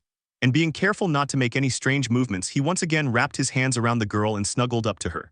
Meanwhile, elsewhere, lunchtime had arrived and none of the girls had seen their freckled, green-haired boyfriend. Uraraka, anything. Momo, nothing. May, they're lucky I put a tracker on his clothes. Meet. Why did you do it? May, well, after the kidnapping by the villains months ago, a tracker wouldn't hurt. The engineer said, shrugging with her signature Hatsum smile. When he turned on the tracker, he was surprised to find it was still in the bedrooms of his new building. May, it seems he didn't go to class. Toru, what, Tsuyu, could he be sick? Kyoka, I'd say we should go see him, we might have a war, but that doesn't excuse us from seeing our boyfriend. The punk opined with her usual gaze. Despite the idea of going straight to enemy territory sounding risky, the doubt of what had happened to their bushy-haired boyfriend kept them worried. But they were even willing to go to hell if it meant seeing their beloved cinnamon roll. I respect. After classes. As their school day ended, the resident girls of Class A returned to the dormitories as quickly as possible and began preparing themselves with everything they could. Medicine, food, maybe an Almight figurine or two. Anything that would help them figure out what had just happened to their green-haired love and understand the reason for his absence. They were just steps away from Building B, wondering if they would be able to see the boy or if he would be under guard. Mina, does anyone else think it's a bad idea, or is it just me? Without saying a word, the other girls raised their hands, certain that something was waiting for them. Momo, inhales and exhales. Okay, I'll go first. The girl walked slowly before looking behind her and noticing how the other girls seemed to have stepped back. Momo, is nobody going to say anything? Mina, I'm sorry Mama-chan, but I want to live to see Izuku-kun for longer. And it seemed that more than one shared the thought, for they lowered their heads, not daring to say that they were sacrificing their friend. Momo, come on girls, said the rich girl, not wanting to fall for the joke, but with no other option she looked ahead again. Some were sympathizing with their friend for sacrificing herself and going along with the joke, but it wasn't necessary because a green-haired man came out of the building carrying a garbage bag, dressed in completely casual clothes while whistling a song. Girls, izuku. To his surprise, when he saw what was in front of him, his girlfriends quickly rushed forward and inspected him carefully but with utmost care. He was bewildered, but in part he fully understood her actions. Midoriya, hello girls, he said with difficulty because of the way they were moving and inspecting him. Uraraka, are you okay? Momo, does anything hurt? Kyoka, have you eaten anything? Mina, tell us what hurts. Midoriya, girls, calm down, I'm fine. They all took a step back, giving the boy space to explain himself. Midoriya, it's just I fell asleep. This was strange for the boy because he had never missed a day of classes and was one of the first to get up to train at 5 in the morning. Toru, that's very strange for you, Izuku-kun. Midoriya, well, it's just that we had a movie night and The boy was just about to explain the main reason he fell asleep when he felt a pair of arms slip around his torso and hug him, only to look down a little and see Yui, who had come out to look for him. Yui groaned. Midoriya thighs. He expected to see the girls, even if they were a bit annoying, but all he saw was how, just like the girls from Class B, they were taking out their phones and taking souvenir photos. Momo/Kyoka, she looks like a kitten. Uraraka/Tsuyu/Mina/Toru, so cute. Midoriya, would you like to come in? I made some chocolate. The girls knew that if the green-haired boy's coffee was good, it was only surpassed by his hot chocolate recipe. Simple yet amazing. Without hesitating for a second, the girls nodded, their eyes sparkling at the invitation and the chocolate. Inside the building, none of the girls said anything about the raven-haired girl, who continued to hold the boy's torso tightly without loosening her grip for a single moment. She didn't care about the visit from the green-haired boy's girlfriends as long as she could stay close to him. Midoriya, so how were classes? He asked before taking a big sip of his hot chocolate. Uraraka, it was good. Momo, yes, today we had classes on media relations and communication with Izuwe-sensei. Kyoka, it was quite boring. Mina, classes got boring without you, Izuku-kun. Midoriya, so you really miss me. When he asked, the girls approached the boy, and without caring that the new girl from the building was in their way, they all hugged him, forgetting about the dark-haired girl who was closest to him. Toru, yes. Tsuyu, too much Kiro elsewhere. The boys were in the common room, organizing what they could do to attract the green-haired boy's attention back to their old class, but none of their plans seemed to be going anywhere. Minta, all these plans are giving me a headache. Kaminari, sigh me too, brother. Lita, guys, we need to focus on regaining Midoriya's attention and camaraderie with our class. We can't slack off, the president said, slicing his hand through the air. Zero, man, he said dejectedly. Sato, dude, let us rest a little please. Making plans is more complicated when it involves recovering someone from an entire class. Lita, at least the girls went to find out the reason for Midoriya's absence. We have to work twice as hard. If Class B convinced him to skip a class, they have the advantage. We can't lose track of them. The blue-haired boy was about to think of a plan, but his eyes caught sight of the boy with two-toned hair and heterochromatic eyes heading towards the door. Iida, Todoroki-kun, where are you going? Shoto, I'm going home. It's the day I'm going to see my sister and my brother. Then a thought took root in the boy's mind. Todoroki, I think I have an idea. He said calmly. Bakugo, the world screwed up, the boy blurted out, ignoring the other boy and watching TV. And building B's. The girls had stayed with the green-haired boy for a while, who was catching up on what had been explained in class while he helped with the homework as much as he could. Mina, whoever created this task should burn in hell. Toru, same here. Kyoka, I would usually just ignore his jokes, but this time I agree, let that idiot burn. Momo, really nobody invented them, everyone could create them however and whenever they wanted.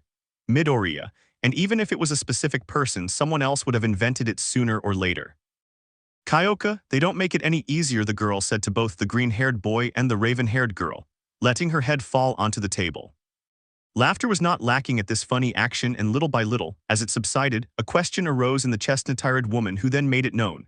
Uraraka, so how are you getting on with Class B? The happiness left, leaving a void of fear and anguish over what the boy would say. Midoriya, well, everyone is very kind and well, they should know that, Kendo. Mina, was he interested in you? The boy once again was left speechless as the girl had responded to his confession. Without further ado, I nod my head in agreement. Midoriya, how? Tsuyu, she was the first to notice you weren't in class, besides being clearly bored without you, Kiro.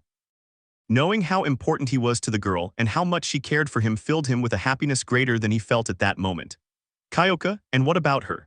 The punk asked, pointing one of her connectors at the raven-haired girl from Class B, who was inspecting one of the boy's green hair strands, ignoring the others. Yui, don't pay any attention to me, that was all she said, before returning to her task. Midoriya, Yui Wells.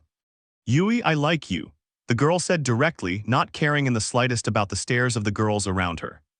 The place fell silent for a few moments after that statement until a humorous voice calmed the atmosphere. Mina, well, it seems he doesn't like drama, hee. Momo, in any case, you're welcome to join Kodason, Uraraka, as long as Izuku said yes. Added Machi, remembering that it was also the boy's decision. Looking for some answer, the girl looked at the green-haired boy, who with a pitiful smile and a slight reddish hue seemed to be searching for the right words.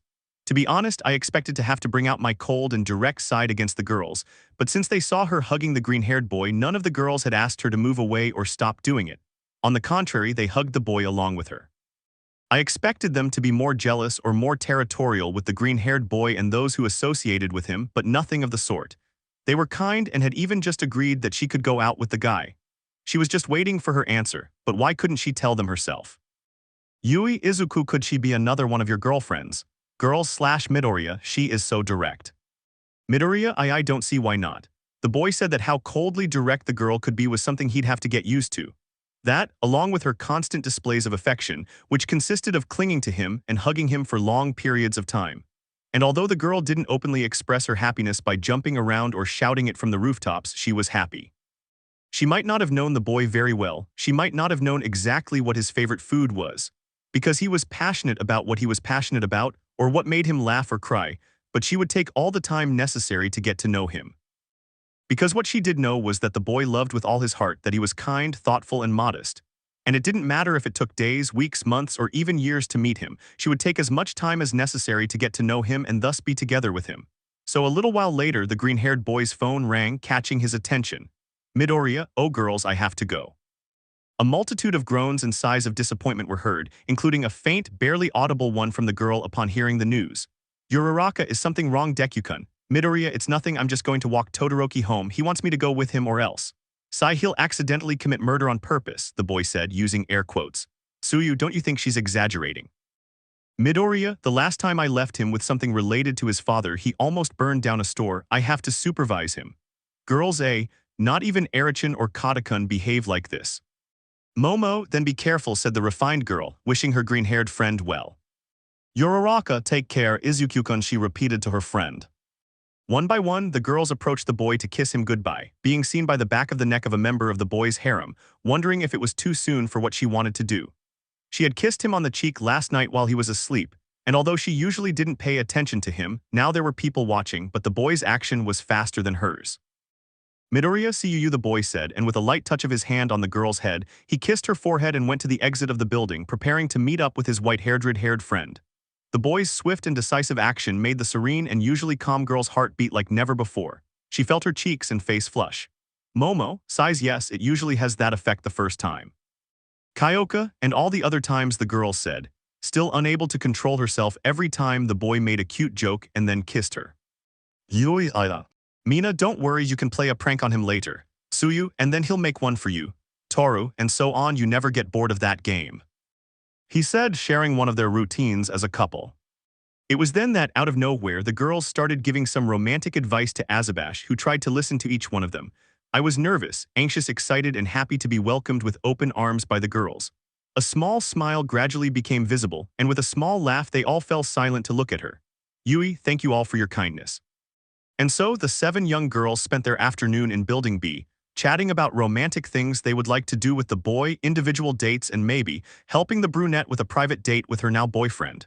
Plans.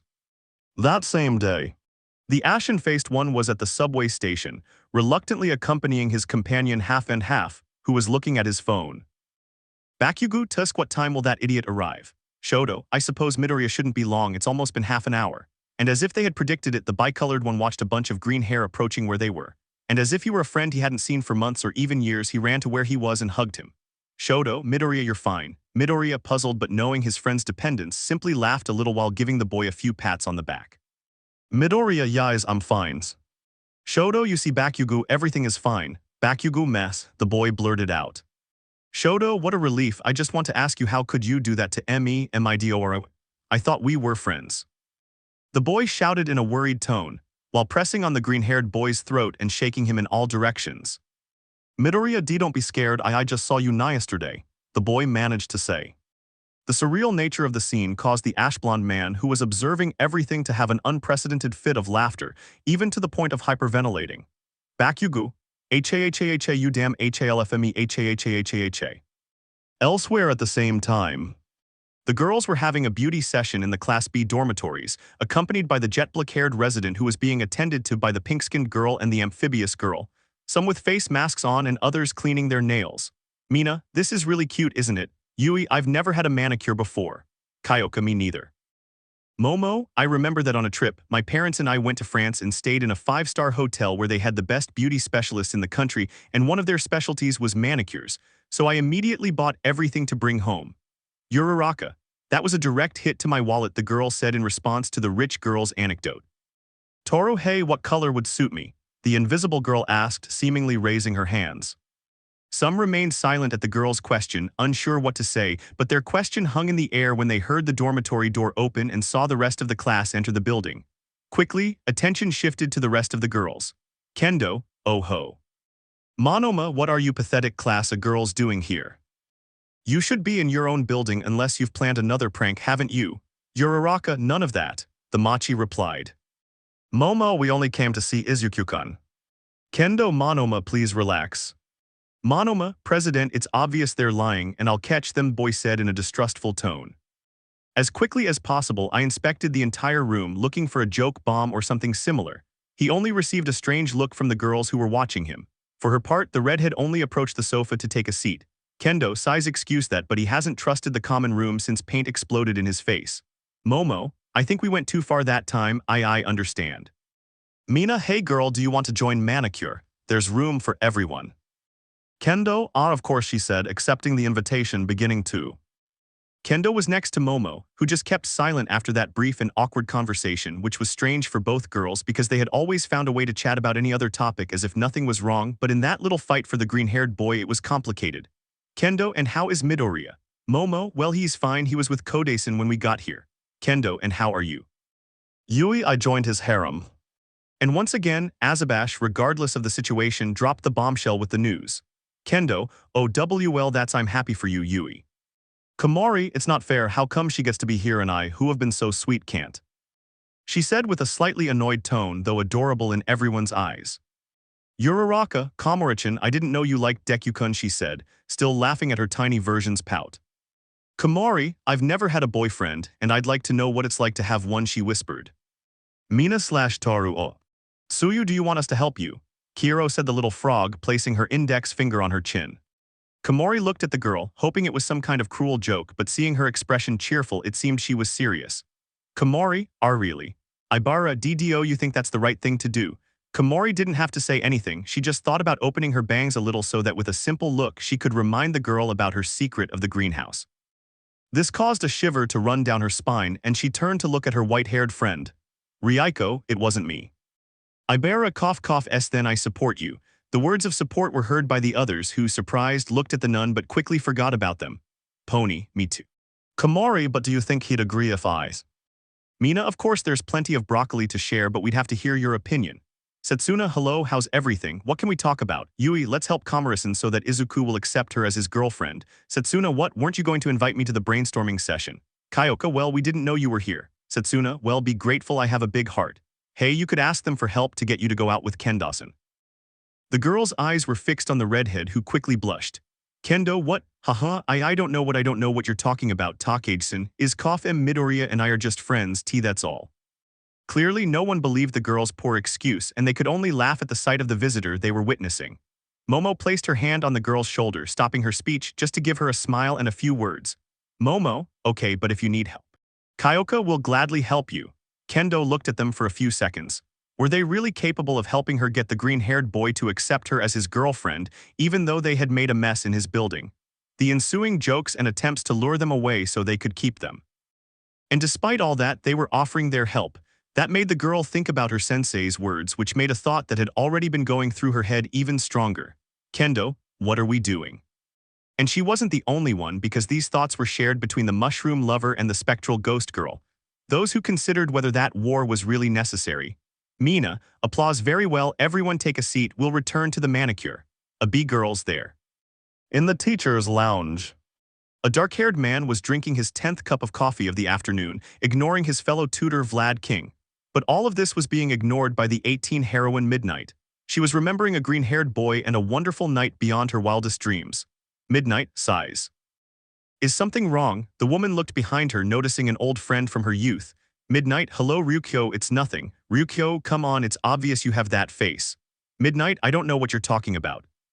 Ryukyo, of course you put it on every time you remember something romantic or when you're interested in someone. Midnight, perhaps the woman said simply, changing the subject anyway, what are you doing here? Ryukyo, I came to see Nejer to talk about her progress as well. Isn't there a single good student who's up to the task? The woman tilted her head to see the source of that scream and was surprised. Midnight, wow Rumi, I didn't think the day would come when I'd see you here. Mirko, I only came at Ryukyo's request. He said he might be able to find an assistant to stay with the police to write reports while I continue working. Ryukyo, sighs for the 10th time, Rumi, it's partner and it's so they don't attack you from behind. Rumi, bah, any idiot who tries to surprise me from behind will have his testicles kicked out. As if they had come out of a trance, the teachers imagined the scene, only able to writhe in pain at a kick from the rabbit in that area. Mirko, but from what I've seen so far, they only have groups of immature brats. I could let it slide if their quirks were half as good as their mindset for using them. After weeks of arguing, both teachers seemed to be thinking the same thing. Who could find thousands of ways to use a quirk in such a short time? Someone who could create both offensive and defensive strategies. Someone who could control such an impulsive person. Aizawa/Vlad, you should see Midoriya. The rabbit woman raised an eyebrow, trying to remember where she had heard that name. Mirko, isn't he the brat who was breaking his bones at the festival? And both teachers nodded. Mirko sighs, I hope this isn't a waste of time. Midnight, believe me it won't be.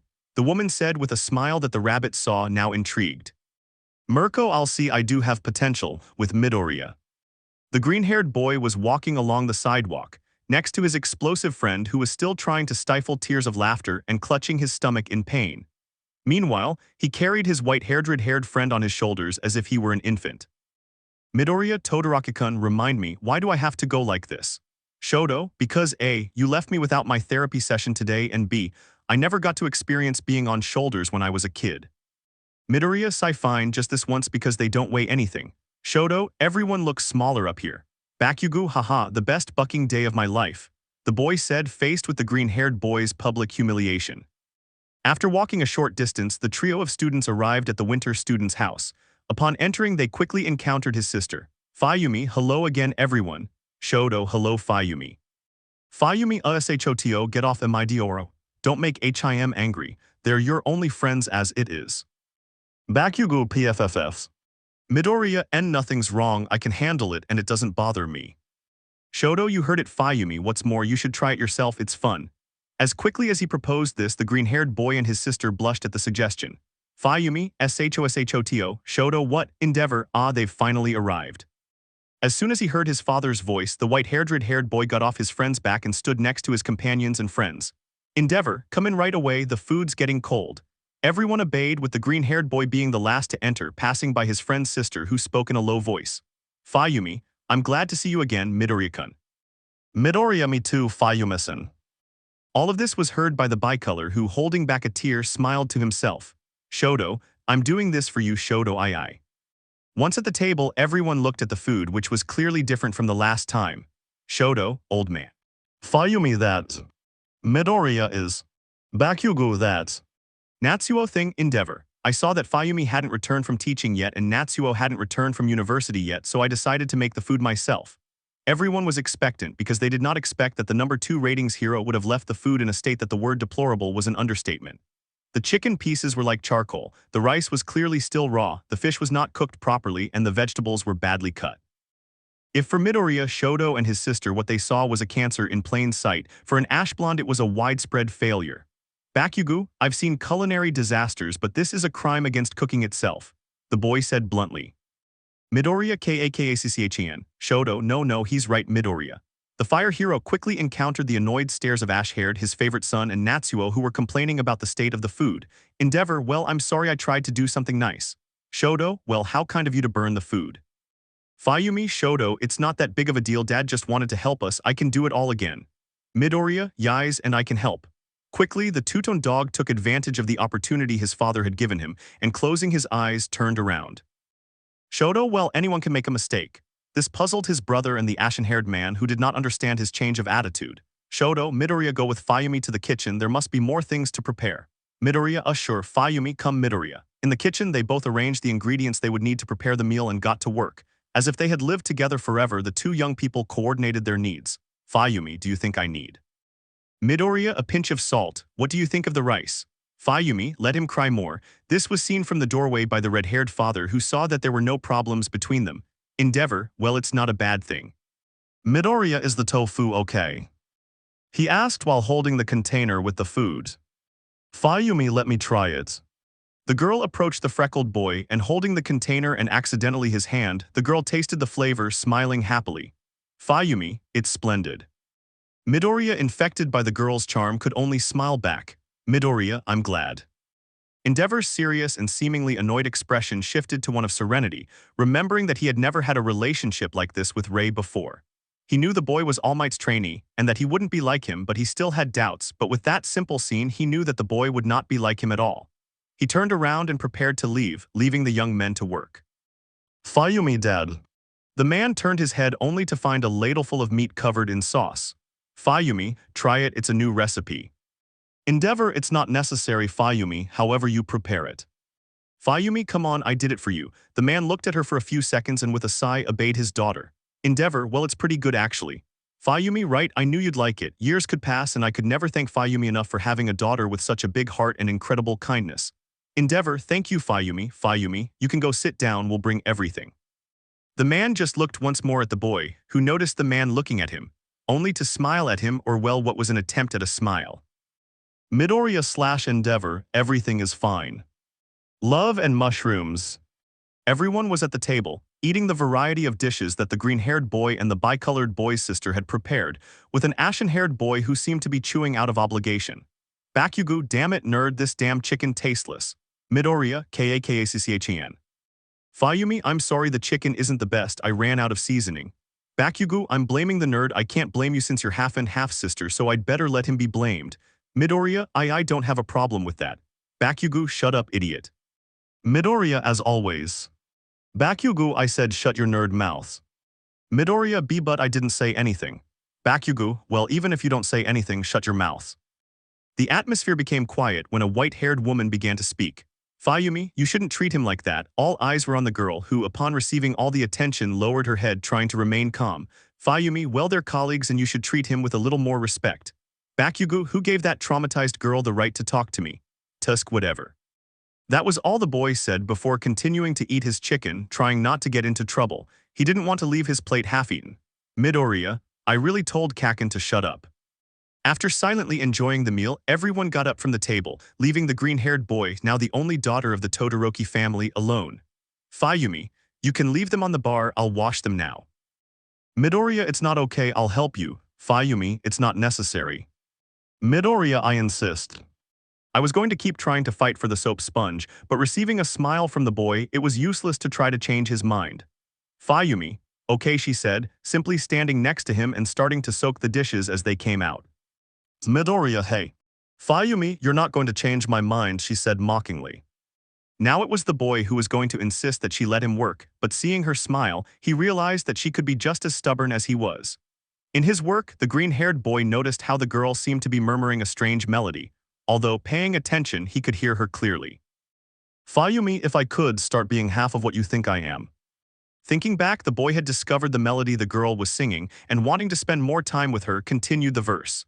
Midoriya, I could do anything and I could learn to love like you. The girl only remembered that melody because of the time she was a child and that song had been stuck in her head, but when she heard the boy follow her, it was a pleasant and at the same time embarrassing surprise. Fayumi, do you know her? Midoriya, yais, my mom used to put it on when I was younger after the All Might specials, of course. The boy recalled nostalgically. Fayumi, it's strange that someone else remembers that song. Midoriya, how could I forget it, it's so catchy. Fayumi, hehe, I know. They shared their favorite songs during that time and began humming them together as they continued working. Shortly after, The dishes were already clean and the only thing left was to dry the dishwasher, a task which the green-haired boy also assigned himself, but it didn't mean that the girl had left. She stayed by his side the whole time. Now it was the green-haired boy who was humming the song while the girl listened. I never imagined that listening to the boy hum a song from his childhood would be so relaxing and enjoyable. It seemed to exude a sense of peace, a peace that was pleasant to receive. But when she opened her eyes, she couldn't help but notice the boy's arms covered in scars, who hadn't paid any attention to the stares he was receiving. Without hesitating or feeling embarrassed, the girl took the boy's arm in her hands and inspected it, taking him completely by surprise. Midoriya, is something wrong, Fayumi-san? Fayumi, it's nothing, it's just don't they hurt. Midoriya, no, the truth is that I don't. Fayumi, my brother really went too far with you at the festival. The girl said, admiring the green-haired boy's scars while still holding his hand. Even so, it feels soft. Midoriya said nothing, just watching what the girl was doing while holding his hand. At one point, the white-haired girl took the boy's hand to her cheek, causing him to make slight movements caressing it. The sight of the girl at that moment was simply adorable, unaware of what she was doing. The moment was pleasant, at least until a voice interrupted them. Natsuo, hey Fayumi-kun, have you seen my load? The older brother asked aloud until he noticed the scene in front of him, leaving the words in his mouth. I think I'll look somewhere else. And slowly she left the kitchen, leaving the two of them alone once again. Fayumi, I think I should put the dishes away. You can go with Shoto and his other friend while I do this, she said with a hint of emotion in her expression. Midoriya, of course, accepting the proposal. None of them knew that the younger Todoroki brother was listening to everything, regretting his brother's intrusion.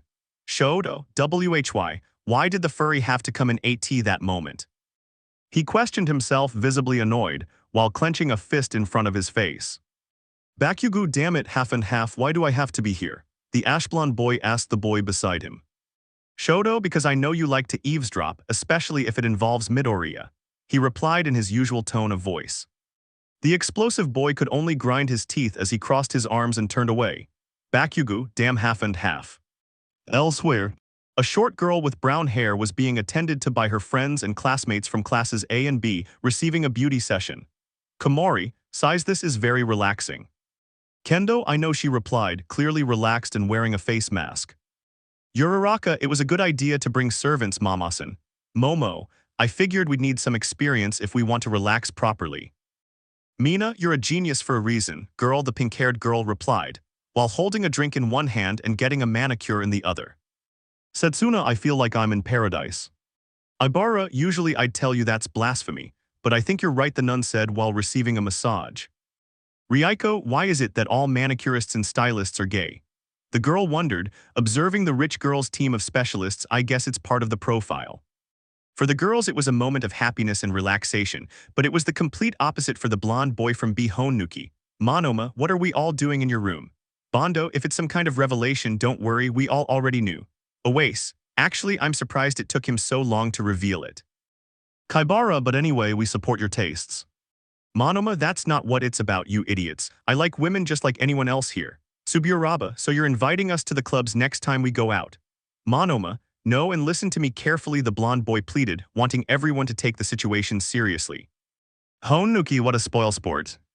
Monoma takes a deep breath. If you kill them you won't get any help. Well, as you can see, the girls are in the common room.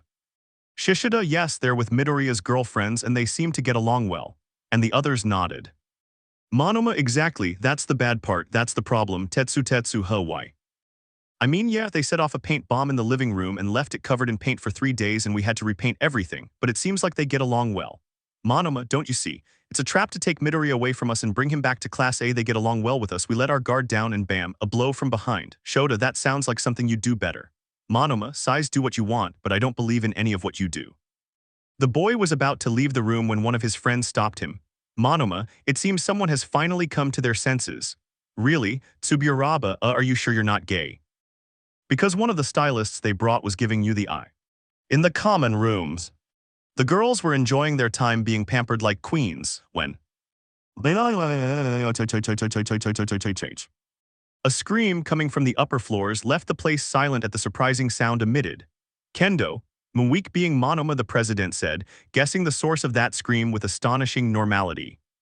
Momo, are you going to see what's happening? The raven-haired girl asked, lifting a slice of cucumber from her eye to look at her friend beside her. Kendo, nah, it's my day off, let them handle it this time, the orange-haired president said with a smile, while looking for her drink.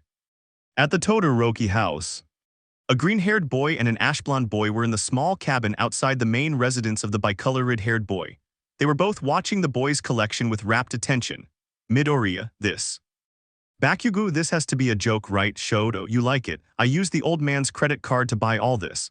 Pretty cool, huh? They were both admiring a large table, covered with small painted and decorated figures, clearly depicting a war. While on the walls there were pictures and themed objects from other games, such as a bright blue sword, what appeared to be replicas of weapons, and a poster. And on the wall behind that, figures clearly representing demons with their respective names, in addition to a chainsaw and a sword. Quite curious. Bakugo, and to think that girls from other classes thought he was someone more serious. He has the same damn nerdy tastes as you. Shoto, Midoriya, look at this shotgun, the boy said, ignoring the ashen-haired boy's opinion. Midoriya, whoa, Todoroki-kun is amazing. Bakugo, what the hell am I doing here again? Shoto, I thought you'd like what was on the wall. Bakugo, you think that's... Shoto, a Lancer machine gun, yes. The explosive said nothing and simply approached the replica weapon and, taking it carefully, appreciated it.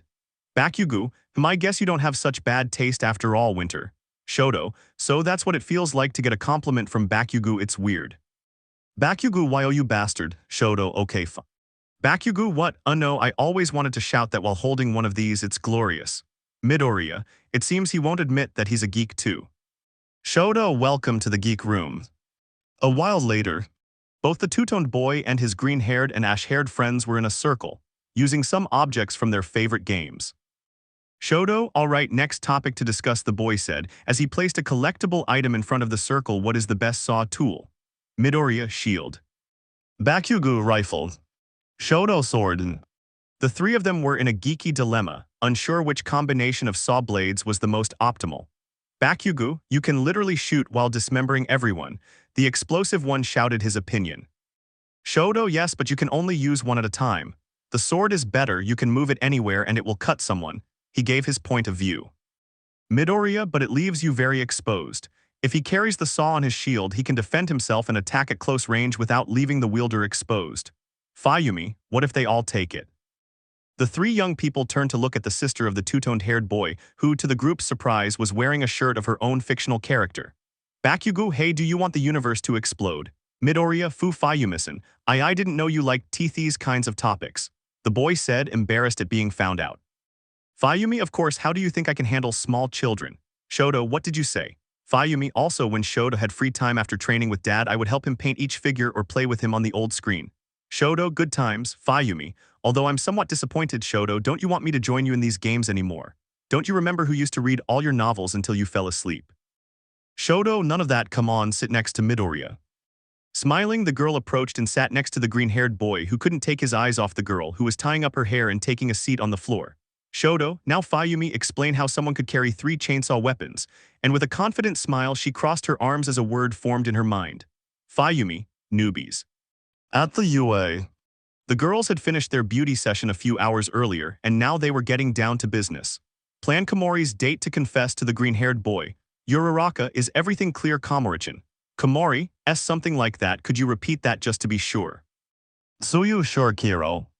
Toru, before he arrives, prepare some dinner, something simple but that I'll notice. Izuku-kun. Momo, he'll ask if you need help, even if you can manage, just say yes. Kyoka, try to look cute, although well that's already easy. Komori, aw thank you. Setsuna, you can do it, girl. I'd tell you that if you need anything you have help, but this is for the two of you to spend time together. Okay, Komori, hi.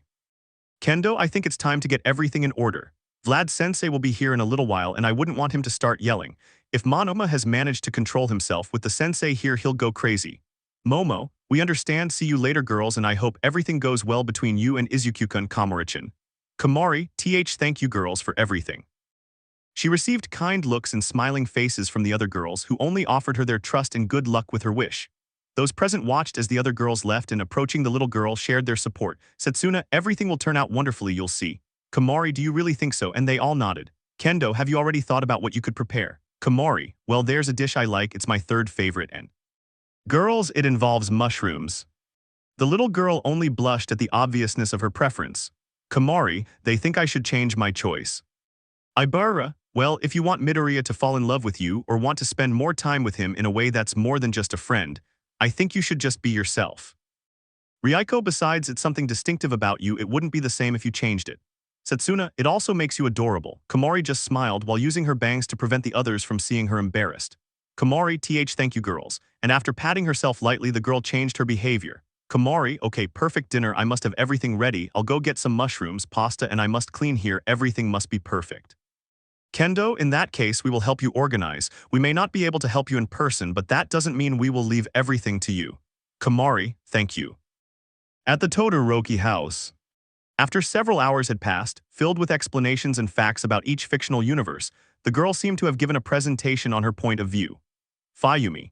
In conclusion, a being with physical characteristics such as super strength, agility, and weapons handling, such as a space marine or a Spartan II, may be able to use all three pieces of equipment with the addition of a saw. Now everyone was surprised. If they could consider themselves geeks, then a special category had to be created for the girl in front of them. Bakugo, damn. Midoriya, I see that generating theories runs in the family. Shoto, you're my sister for a reason. Fayumi, exactly. The fun had to stop when the number 2 hero entered the room. Endeavor, Shoto, it's time for you and your friends to return to UA. Shoto, is it late already? Fayumi, I'm sorry for taking up your afternoon, it wasn't my intention. I don't keep track of time when I'm talking about things I like, the girl said, scratching her hair. Bakugo, damn, she's identical to you, nerd. Midoriya observed her for a bit and he was embarrassed to admit that he acted the same way, and it was nice to see that the girl also had that tendency. Midoriya, okay, it's fascinating that you know so much about these things. Fayumi felt her cheeks gradually warming up, seeing that the boy didn't seem annoyed or making fun of her, he was cute. Fayumi, thank you, let's go, I'll walk you to the door. Already at the main door of the house, the bicolor was saying goodbye to his brother and Endeavor, while she left the green-haired boy and his sister alone for a while. Fayumi, again, I'm sorry that I took up all your time, it wasn't my intention. Midoriya, really no problem, I've never heard anyone speak so passionately about the fiction genre and know the whole story. Fayumi, yis. Midoriya, you could teach me another time. The girl opened her eyes and looked at the green-haired boy who was looking at her with a blush. He jumped slightly, startled, thinking that perhaps she was upset because she wasn't saying anything. Midoriya, but and not if you don't want to, I mean, you must be very busy or maybe it's something more private. Fayumi, no, sorry, it's just no one asked me to tell them about these things, but I'd be happy to tell you, when they get back or if you're free. There they were, the words the two-toned-haired boy had longed to hear since his first therapy session with the green-haired one. Before he considered him a friend, then a brother. Now with those words, he was absolutely certain he could call him brother-in-law. Shoto, I did well, he said, as a tear escaped from the corner of his eye. Endeavor, yes, you did well, boy, the hero replied, placing his hand on his son's shoulder. Shoto, take your hand off me, old man. After exchanging numbers, the green-haired boy said goodbye to the girl and left. She didn't know why, but she couldn't take her eyes off the green-haired boy for even a second when he left. Natsuo, so you're a cradle robber. Fayumi, Natsuo, Natsuo, what, that boy is at most 17 and you're already a teacher. What are you going to ask him if he doesn't want to raise his grades? Endeavor just sighed and went back inside his house, leaving his two eldest children to argue. Endeavor, I just hope that kid takes his time. With Midoriya/Shoto/Bakugo. Bakugo, congratulations nerd, you finally managed to get one of your girlfriends to shut me up. Midoriya, WL, we're not anything yet but. The hand of the bicolor interrupted him. Shoto, SHH, don't ruin this beautiful moment. The trio of boys were returning to UA, mainly talking about how the boy's relationship with the sister of the young man with the double quirk is going. Midoriya, and we agreed that we would meet next week. Bakugo, I'd tell you not to say anything stupid, nerdy, but it's clear he speaks your language. The boy commented in a mocking tone. Shoto, that only makes it more wonderful. On their way, the young people stopped at a store to get drinks, the boy being in charge while his friends waited outside. Bakugo, I can't believe your stupid plan will work half and half. Shoto, I didn't have a single doubt. Bakugo, don't you think your sister will feel bad if she finds out you used her as a means to secure the nerd on your side? Shoto, I didn't do this for myself, I did it for my sister. I remember how during her school years she was bullied either because she wore glasses or because no one knew mom. She never found a partner who understood her or listened to her, and if anyone can do those two things, it's clear that Midoriya can. Bakugo, okay, stop it, you're going to give me diabetes with that cheesy speech. Later. After saying goodbye to his friends upon entering UA and heading to his temporary dorm building, the green-haired boy was reminiscing about his day, still surprised by the unexpected turn of events and his progress with his friend's sister. He didn't want it to be seen as a plan or a favor. He genuinely wanted to love the girl. A pleasant smell invaded his nose, Curious about what it was, the boy followed the trail, arriving as expected at the kitchen, finding a chestnut tree on top of a small stool in front of the stove. Midoriya, hello Komori-chan. Komori, oh hi Midoriya-kun, the girl greeted with a wave your back. How did it go? Midoriya, good, pretty good actually. Komori, I'm glad to hear it. Good, keep it up Komori, stay calm and continue. Have you eaten anything yet? Midoriya, to be honest, not yet. Komori, will you join me for dinner? I made too much pasta and I don't think I can finish it all by myself, she said with a pitiful expression at her oversight. Midoriya, thank you, but I wouldn't want to be abusive. He shook his head sheepishly. Fortunately for the girl, the boy's brain and stomach didn't speak the same dialect when a sound caught the girl's attention, embarrassing the boy. Komori, it seems he's saying he wants to, she said with a smile. Midoriya, I think I'd accept a plate. Komori, yes, I just need to finish this and it will be ready. Midoriya, I guess I have to help you. Komori, don't worry. Midoriya, let me help you, okay?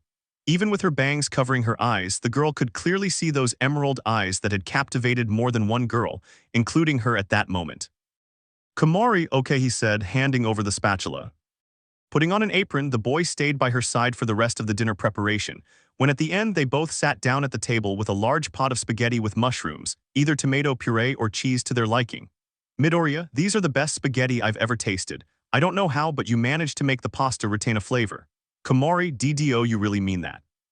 Midoriya simply nodded his head, causing the girl to blush slightly at the pleasure she felt that the boy liked her food and complimented her. Midoriya, I don't know how, but I have to make it up to you, the boy said, getting up from the table and going to clean his plate.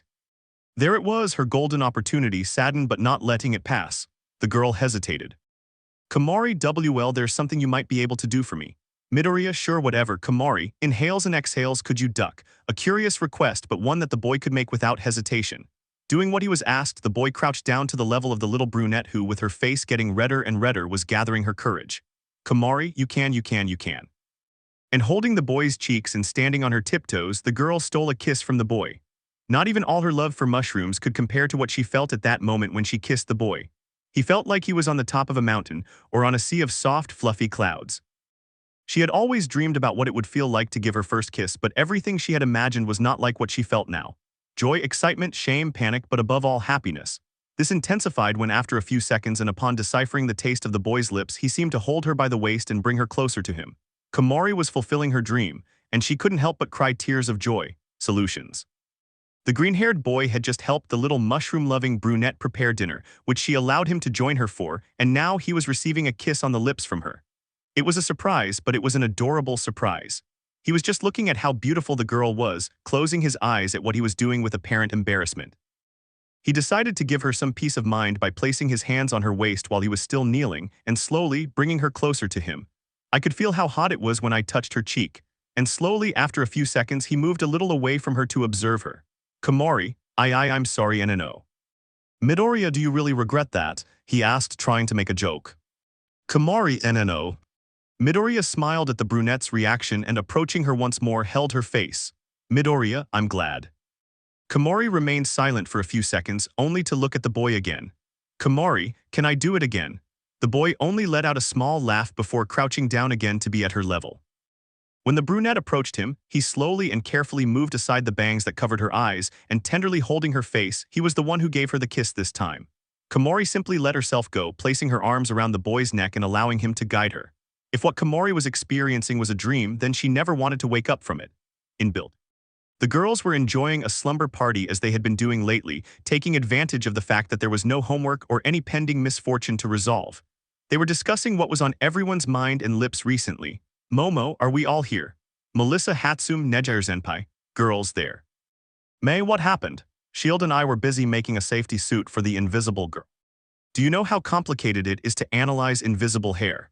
Momo, I apologize, but the matter we need to discuss is equally or even more important. Melissa, really? May, I think you're exaggerating, it might be more important than. Momo, it's about Izuku-kun and Class B. The pink-haired woman abruptly stopped talking and placing a tablet on the floor bent down, giving a look that had very rarely been seen on her. May, then this requires our full attention. Nejer, is something wrong with Izuku? Momo, something like that, it's more about her relationship with the girls in Class B. This caught everyone's attention, leaving the place in silence. Momo, Melissa, will you do the honors? Melissa, of course. And pressing a button on a laptop, Azabash began her explanation. Momo, as you know, our polyamorous relationship with Izuku has extended to affect Class B, causing some of them to also decide to join in relation to him. Nimuri, to be honest, I can't blame them. More than one turned her head looking at her teacher who, unlike other times, was wearing casual clothes while eating a bag of chips. She's a cute little broccoli full of love. They ignored the woman's strange intrusion. More than one remembered the green-haired boy, blushing as they recalled him and how attentive and affectionate he had been to each of them. Melissa, cough please, continue Yaoyorozu. Momo, oh right, like I was saying, some of the girls have formed a relationship with him in the same way we have. Mina, is there anything wrong with that? Momo, no, not really, but I think I have an idea to make peace with Class B Uraraka. What do you mean? Momo, could you finish speaking? She asked somewhat humorously. Uraraka, oh right, sorry. Momo, I mean, as we know, Vlad King allowed Class B to bother us without any consequences, and in the same way Izue-sensei allowed us to do it. Mina, yes, Bakugo enjoyed it the most. That same week, Shishida can be seen running down a hallway at UA, closely followed by Kurwaro and Bondo. Apparently the three of them are escaping from something. Shishida, is he still following US? Kurwaro, I don't think so, the boy said, only to look behind him and see as an ashen-haired boy shot off with his explosions in the direction of the trio. Yes, I think so. Bondo, the boy screamed as he threw glue in the direction the other boy was going. The ashen-haired man easily dodged it, and in one more impulse, his palm was already in front of the young hero Plamo's face. Bakugo, I don't need to say it, do I? I'll do it anyway, sh. That was all that could be heard, as the hallway was filled with a great crash, shattering some windows. Meanwhile, the poor man's friends found their motivation to run even faster. Now. Momo, yes, but I have an idea. If our fear is that Izuku will choose a class and we're all afraid of losing him. As she said this, a chill ran down the spines of all of them except the heroine. Tsuyu, could we, Momo, go to Principal Nezu and ask him to combine the classes into one? Melissa, that way nobody will fight over whether Izuku chooses one class or another. Uraraka, and that way we could all be together without fighting over him. Quickly they were all murmuring about how they could ask their director, but the excitement was dampened by the words of the 18 heroine. Nimuri, girls, I'm glad you're looking for a way to get along with the members of Class B, and I'm glad you found a solution, Yaoyorozu, but Nezu left weeks ago and nobody knows where she went.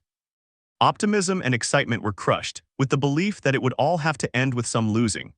Nimuri, although Cementos will return the following week from his work vacation and he is the director's replacement, perhaps if you talk to him and I manage to convince him, your idea could work. After this, the girls from Class A rushed towards their teacher to hug her and thank her for her cooperation. Mina, NEMURCNSCI, you're the best. Momo, thank you. Nimuri, hahaha, relax, it's still up to Cementos to decide if their classes will merge, but I promise you that somehow all of you will be with that bunch of cute green curls. The girls smiled and once again approached their teacher to surround her in a hug, feeling the warm affection that the young women showed her. Neither Hatsum nor Nejir were left behind and joined the big hug. Nejir, we love her, Nimuri-sensei, she said in a kind voice. Nimuri, I'll come here, little ones, she said, hugging them in the same way. And Building B. At the same time, something similar was happening in Building B, because in the room of the president and named as the mother of Class B, Itsuka Kendo had just called a meeting of girls in her room. Kendo, are you all here? Yui, yes, only Komori is missing, but we know where she is. Ibara, I'm still surprised at how the girls in Class A accept that someone else might start a relationship with Midoriya. The girl said calmly. Setsuna, meh, polyamorous relationships, you should give them a chance. The green-haired girl with teeth said casually. Ibara, I would never do something like that. Setsuna, come on, Green is a good boyfriend. Ibara, well, it seems that's true, but. Yui, Ibarasan, haven't you felt anything for Izuku? Ibara paused her protest for a moment, remembering what she had shared with the boy, how he had been the first to join her botany club when no one else did, and even convinced the other girls to join as well, managing to share not only with the boy her knowledge and passion for plants, but also with the other girls and keep her club going. How he introduced himself to her parents as her boyfriend and it never seemed to bother her, or that rose she owned which from then on seemed to be more beautiful every day than the last. She said absolutely nothing, but the growing blush on her face was a clear answer to the raven-haired woman's question. Ryuko, why don't you put everything aside and give it a chance? No one here will judge you. The white-haired woman said with her expressionless face. The nun simply lowered her head, beginning to play with her hair, not wanting to give an immediate answer. Yui, just think about it.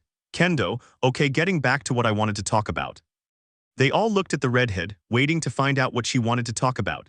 Kendo, what are we doing? Some raised an eyebrow at the unusual question. Setsuna, what are you talking about? We made sure Green wanted to stay in our class, the green-haired girl remarked while playing with a small ball in her hand. Kendo, and how? By bothering his class. By trying to keep him away from the rest of his girlfriends. More than one already knew where the conversation was going, but they didn't have the courage to contradict their president. Following that, the dark-haired girl in the class drew everyone's attention when she spoke. Yui, they were actually very kind to me this morning. They weren't bothered at all that I was with Izuku.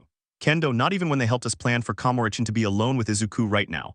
More than one was reasoning about what they were doing, especially a green-haired girl who had participated in the destruction of the Class A common room. Kendo, after thinking about it a bit, what was bothering Vlad-sensei? Ryuko raised her hand. Ryuko, Izuku should return to his old class. Kendo, exactly, that's how I came up with an idea. The redhead took a breath and continued. Kendo, what would you think if we joined Class A? They all remained silent in response to that opinion, not knowing exactly what to say. Setsuna, what do you mean join Class A? Kendo, yes, I'm not just referring to us girls but to the boys too. We shouldn't have to compete because Izuku chooses one or the other. Yui, are we all one class? Kendo, exactly. The silence remained, leading the girl to believe that perhaps it wasn't as good an idea as she had imagined. Ibara, well, I think if the main problem is that Izuku chooses one or the other, it would be a good plan. Setsuna, and we can get closer to muscles without having to push the others away.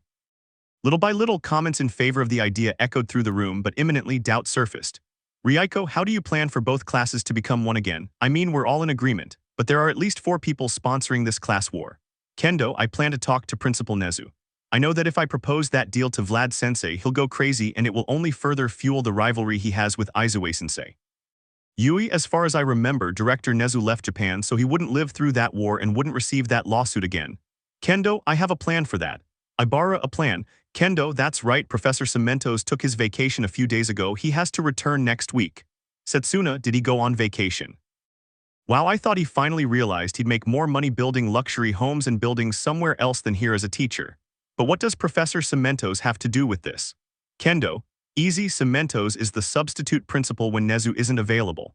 If I talk to him, I might be able to get him to accept the idea of merging the classes and finally end the rivalry.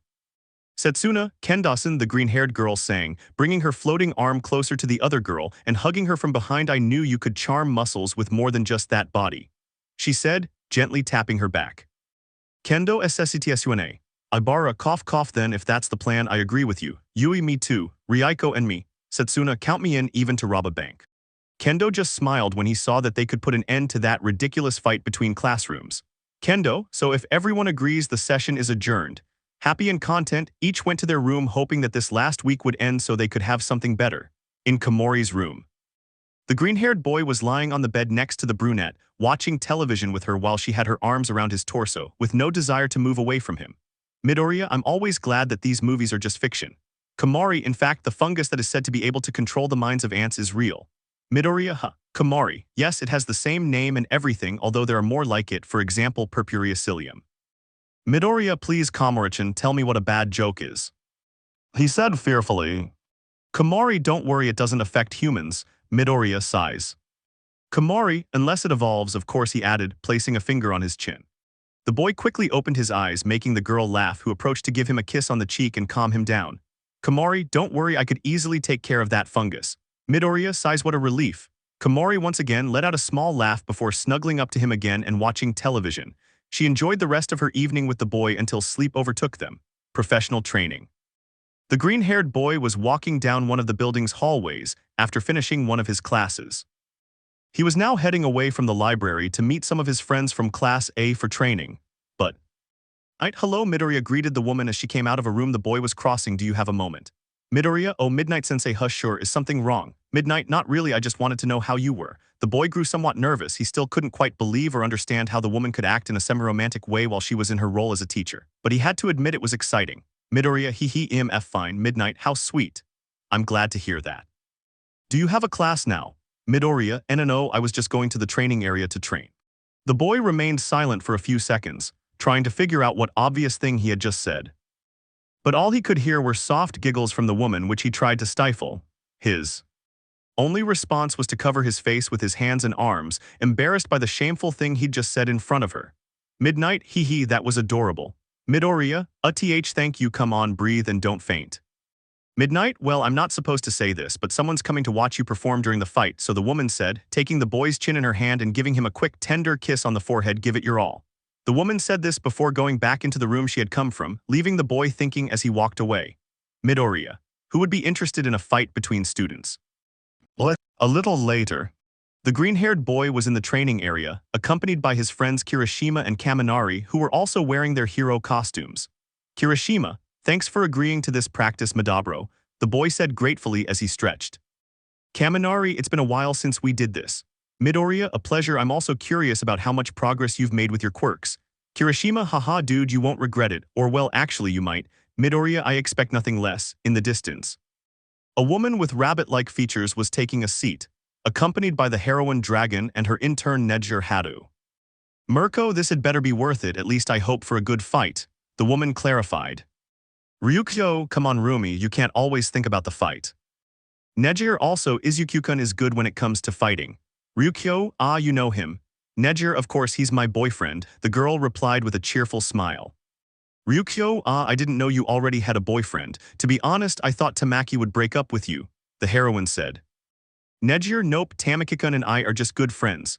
The blue-haired girl clarified, and I think he must like Mirio, he's always with him. She thought aloud while looking at the sky, pondering her assumption. Mirko, yes, whatever, I want to see if it's worth it. Below. The green-haired boy took a fighting stance, while the redhead and the blonde boy did the same. Midoriya, when you're ready. Suddenly, a trail of yellow energy was launched at the boy, who used the black whip to stick to a wall, dodging the attack. Turning his gaze back to his second rival, the boy could barely block a blow from the resilient hero Red Riot. Kirishima, nice block, bro. Midoriya, nice shot. Without pausing for a second, the redhead threw blow after blow, all of which were blocked or dodged by the green-haired man. In the stands. Mirko, he dodges a lot and blocks too much. Ryukyo, that's exactly what you do. Mirko, yes, but that's the problem, I'm impulsive and you know it, the boy needs to think better. Ryukyo, wow, Mirko being honest about herself is something I never imagined seeing. In the battle, the green-haired boy continued dodging the blows, when in a moment of carelessness the redhead exposed too much of his guard and Midoriya, smash, I screamed as his leg slammed directly into the boy's abdomen, sending him flying several meters back. The boy still maintained his resilient form and covered his torso with his crossed arms, but he still stood. Kirishima, come on bro, I want a good Ray-A, the boy pleaded when he stopped upon seeing no trace of his friend in a suit and green hair. Where did he go? It was only when he saw a shadow on the floor that he raised his head, only to feel a blow to his face land, making him touch the ground with his back. Kirishima. Midoriya, sorry Kirishima-kun, are you okay? Kirishima, nice one, haha, I didn't see that coming. Okay, my turn in the stands. Mirko, haha, nobody ever expects a kick during a fight. Ryukyo, you seem to like him. Mirko, let's say something like that, in combat. The redhead stood up, but this time he remained motionless. Midoriya, is something wrong, but nothing. Suddenly the boy felt a jolt behind him, and before he could recover the redhead lunged, landing a punch on the boy's face. The green-haired boy was now sent flying to the other side of the fighting arena. Kaminari, brother, don't tell me you forgot about me. Midoriya, no, I just remembered you, Kaminari-kun, the boy said, getting back up. Once on his feet, the boy began running back to the fight. The blonde man didn't wait and started firing electric blasts. Using the black whip, the green-haired man used these extensions to create both weapons and walls to undo the discharges before they reached him, but without stopping. As they drew near, the green-haired man extended his whip, grabbing the blonde man by the torso and pulling him in front of him. Then, with a single blow using the least amount of one for all he could muster, he struck him in the jaw. Midoriya, Rhode Island smash. And the blonde man fell to the ground, while small electric shocks shot out of his head. Kaminari, mommy, I'm getting up for school, but don't hit me, okay, the boy mumbled until he ended up unconscious. Kirishima, dude, don't you think you went a bit overboard with that punch? Midoriya, to be honest, I didn't even use my quirk to knock him out. Kirishima, sighs, if Aizawa-sensei sees a change in his grades, I'll tell him it was Class B's fault again, he said jokingly. Midoriya, huh, what do you mean, again? Kirishima had messed up. He was close to revealing to the boy the little agreement that Classes A and B had regarding their control over the green-haired boy, and there was only one thing he could do to avoid telling. Kirishima, you fell for the lie, he shouted desperately, launching himself to attack his friend. One thing the green-haired man had learned from being Todoroki and Shinso's psychologist was how to detect a lie with just a few words. The red-haired boy lunged once more to try and hit his friend, but the punch was stopped by multiple extensions of the whip. and by manipulating it, he managed to hang him upside down. Midoriya, now the boy began as he brought his friend closer, until he was in front of him. Tell me more about that again.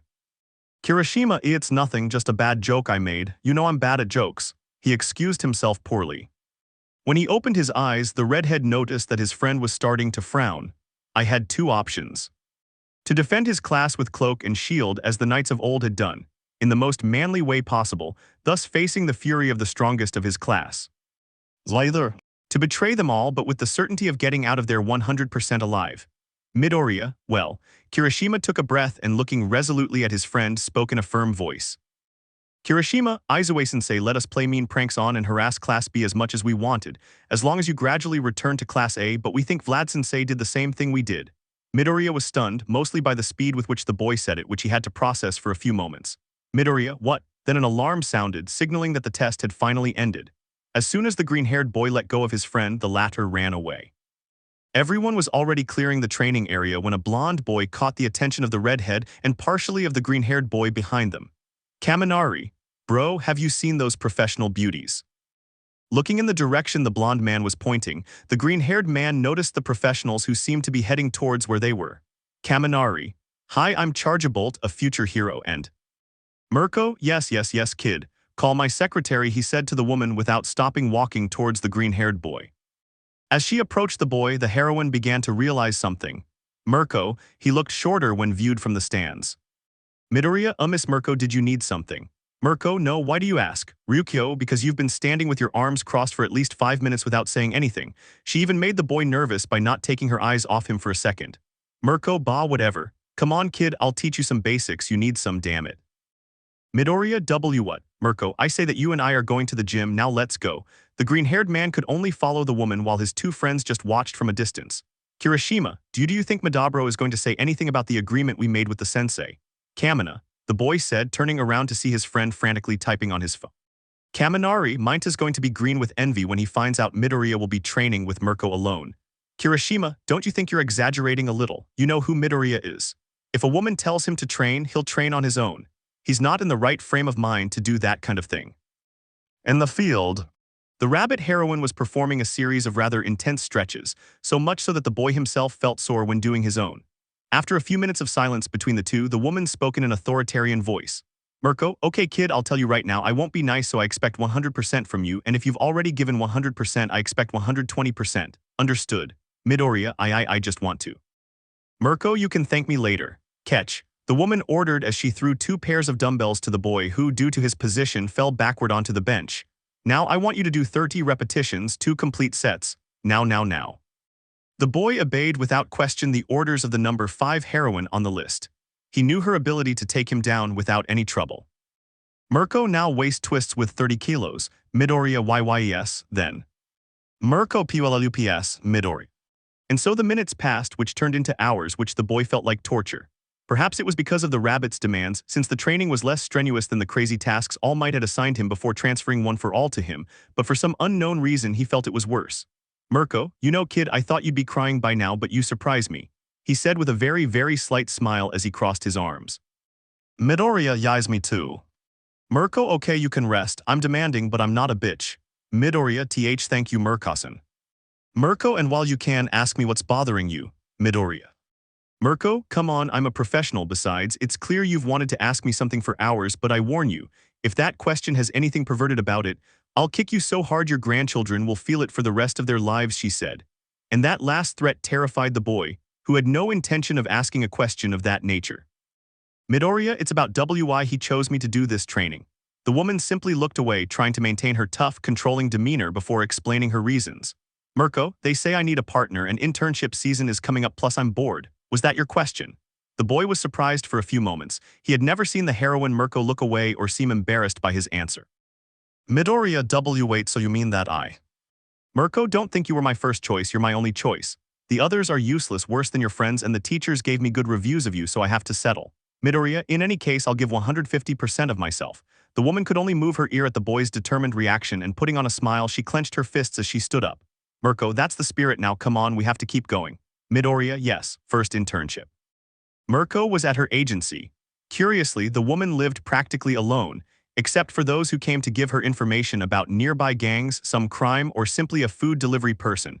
But the woman had a building just for herself. Right now, he was in the training room doing his favorite explosive sets while waiting for his new partner to arrive.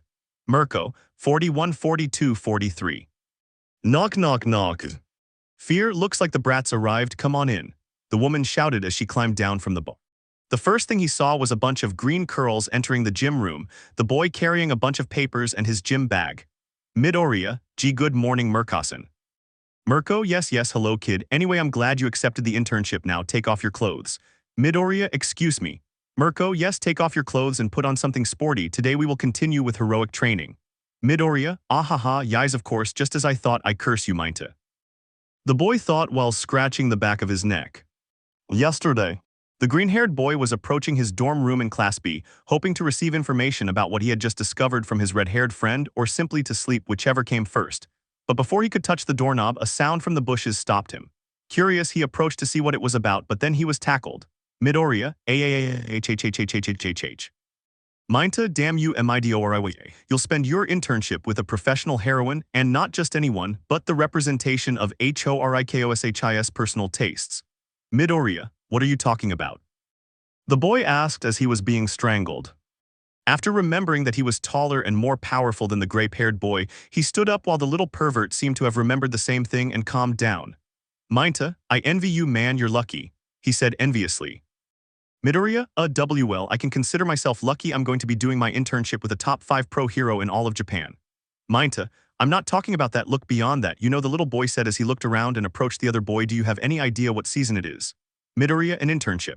Minta, no. Oh well, also, but I mean, it's mating season, the boy answered with a disgusting, almost excited smile, you know rabbits multiply like crazy. Midoriya, uha. Minta, and do you know what that means?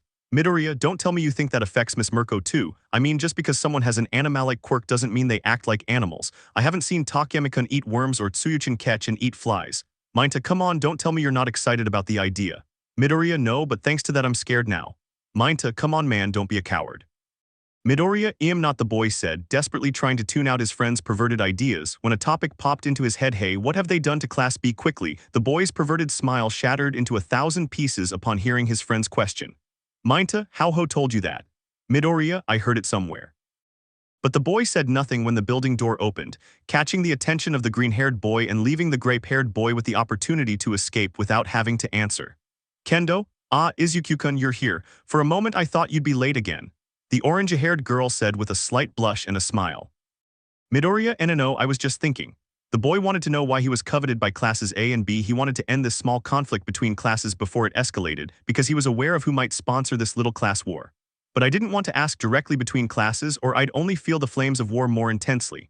For now, I'd leave it at that. There were still a few weeks before that small change would end. He trusted that neither Kirishima nor Minta would say anything, because if they told the others, he would suspect that they had told him. Now. The green-haired boy was hanging from a bar while holding 45 kilos of weight on his torso, performing a series of pull-ups and being supervised by the rabbit, who in turn was checking the leaves that the boy had carried upon entering. Mirko, murmurs, we request that you ask for a patrol permit next time. Nam murmurs, damage to private property, he was going at top speed. Besides, what is a police car? Something the boy had noticed at that moment was that the woman had little to no interest in other people's property as long as she fulfilled her duties as a hero.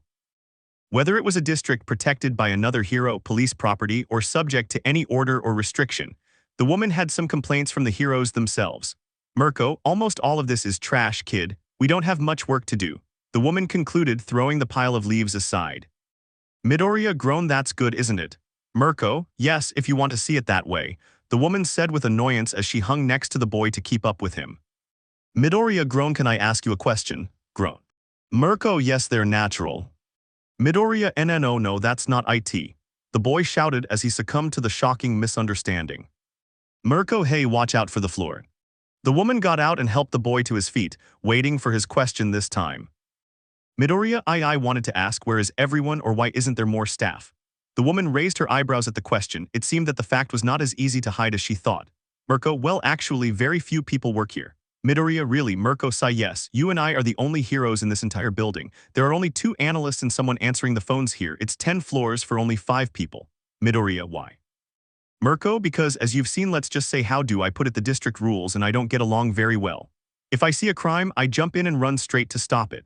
I don't expect the police or any other hero to help me, and let's just say I tend to overdo it a bit. Midoriya listened attentively without interrupting, as was typical of him, only occasionally looking away to remove the weight around his waist. Mirko, and since that sometimes causes controversy, I've argued with the staff repeatedly. They don't want to work with someone who generates mountains of paperwork for them every day, but I'm not going to stop working just because there's a lot of paperwork, and my former colleagues weren't exactly people who could stand me either. Midoriya, I see. Mirko sighs, look kid, I don't expect you to last too long here. Nobody's ever lasted more than 2 days without quitting. You still have time to back out. The woman stated frankly. What he didn't know was that the boy was going to prove that this was just another challenge for him, one he would accept without hesitation. Midoriya, well then I'll put up with it more. The woman looked at the boy who had a determined face decorated with a smile and clenching his fist excitedly to one side of him. This was curious, she had heard opinions about him, but she had never seen a boy who, knowing the painful path, accepted it with a smile on his face. He reminded her of her in a way. Trying to maintain a professional demeanor, the woman smiled slightly and approached the boy. Mirko, fantastic, just don't start crying halfway there, kid. I've heard you're an expert at that. The woman replied humorously, giving the boy a light tap on the chest. Midoriya quickly, her determined face shifted to one that demanded to know who had said that, and the rabbit could only laugh at such a reaction. Mirko, hahaha, it seems that's true, inhales, all right, come on kid, you still have to train more. Midoriya still had his doubts about this, but he was intrigued by how the rest of his day would unfold, and he was excited about it. At the UA. The girls in Class A had been spending their time watching television, while others were doing different activities such as playing games or cooking a dessert, when some murmurs coming down the stairs caught his attention. Momo, good morning guys, Kirishima, sighs hello everyone. Kyoka, what's wrong with you? Kirishima, groan was the boy's only response, before raising his phone and displaying something on the screen. Mina, Barbie the movie. As soon as the girl said this, the redhead raised his head and looked at his phone in fear. Kirishima, hey. Toru, is something wrong? Kirishima, no, it's this, they're re-releasing this movie in theaters and I wanted to see it with my bro. Momo, you mean it would be easier if she didn't call everyone that? Kirishima, my bro, my soul brother Tetsu. Momo, of course, just as I thought. Kyoka, and the problem. Kirishima, with this class war going on, I don't think he'll be too happy to come with me. Kaminari's a good friend, but I doubt he'll sit still for 2 hours without ruining the experience. Kyoka, even if you ask for 2 minutes, you're asking for too much, she replied mockingly. Uraraka and Bakugu. Kirishima, I tried, the boy said as he tilted his head, showing that he had one of the boy's spikes stuck in the side of his head. Recovery girl said not to take it out for a while. The boy could only throw his head down as a pillow muffled his groans. Kirishima, I miss my bro. Looking at each other, the girls seemed to have had the same idea. He could be our ally on the boys' side. Perhaps, just perhaps, they could find a supporter of their idea within the group of boys and gradually calm the flames of conflict among them all.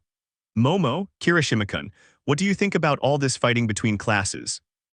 Kirishima sighed. At first, I imagined they'd be funny jokes and that the word war was just an exaggeration, but every time we see them now we look like bullies.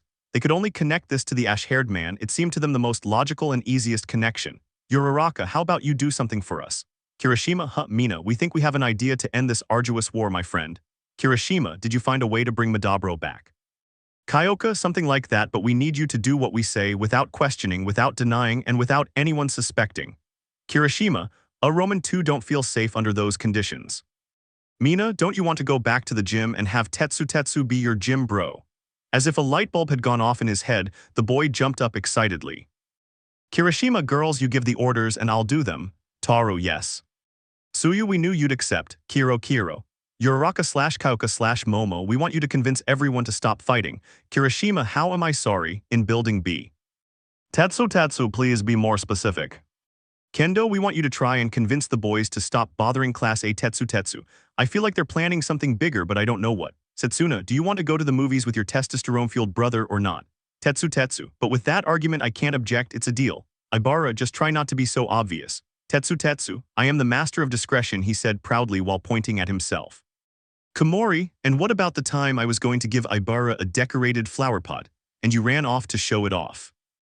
Ryuko, or the time you went to get something from the refrigerator and half the class knew you threw the refrigerator away at 1 a.m. Tetsu. Come on, that was a long time ago. Pony, but the refrigerator incident was yesterday. Tetsu, that counts as a long time ago. Kendo, whatever he said, regaining the attention of those present. Just don't be so obvious, okay? Tetsu, okay. At the same time. Kyoka/Setsuna, do you think everything will work out? Momo, Kendo, maybe not completely, but I have hope. At Mirko's agency. The green-haired man was finishing the rabbit's last training session while he was alone. He had to do dips with a weight equivalent to an average civilian for 15 minutes, while the heroine had gone to take a walk around the building.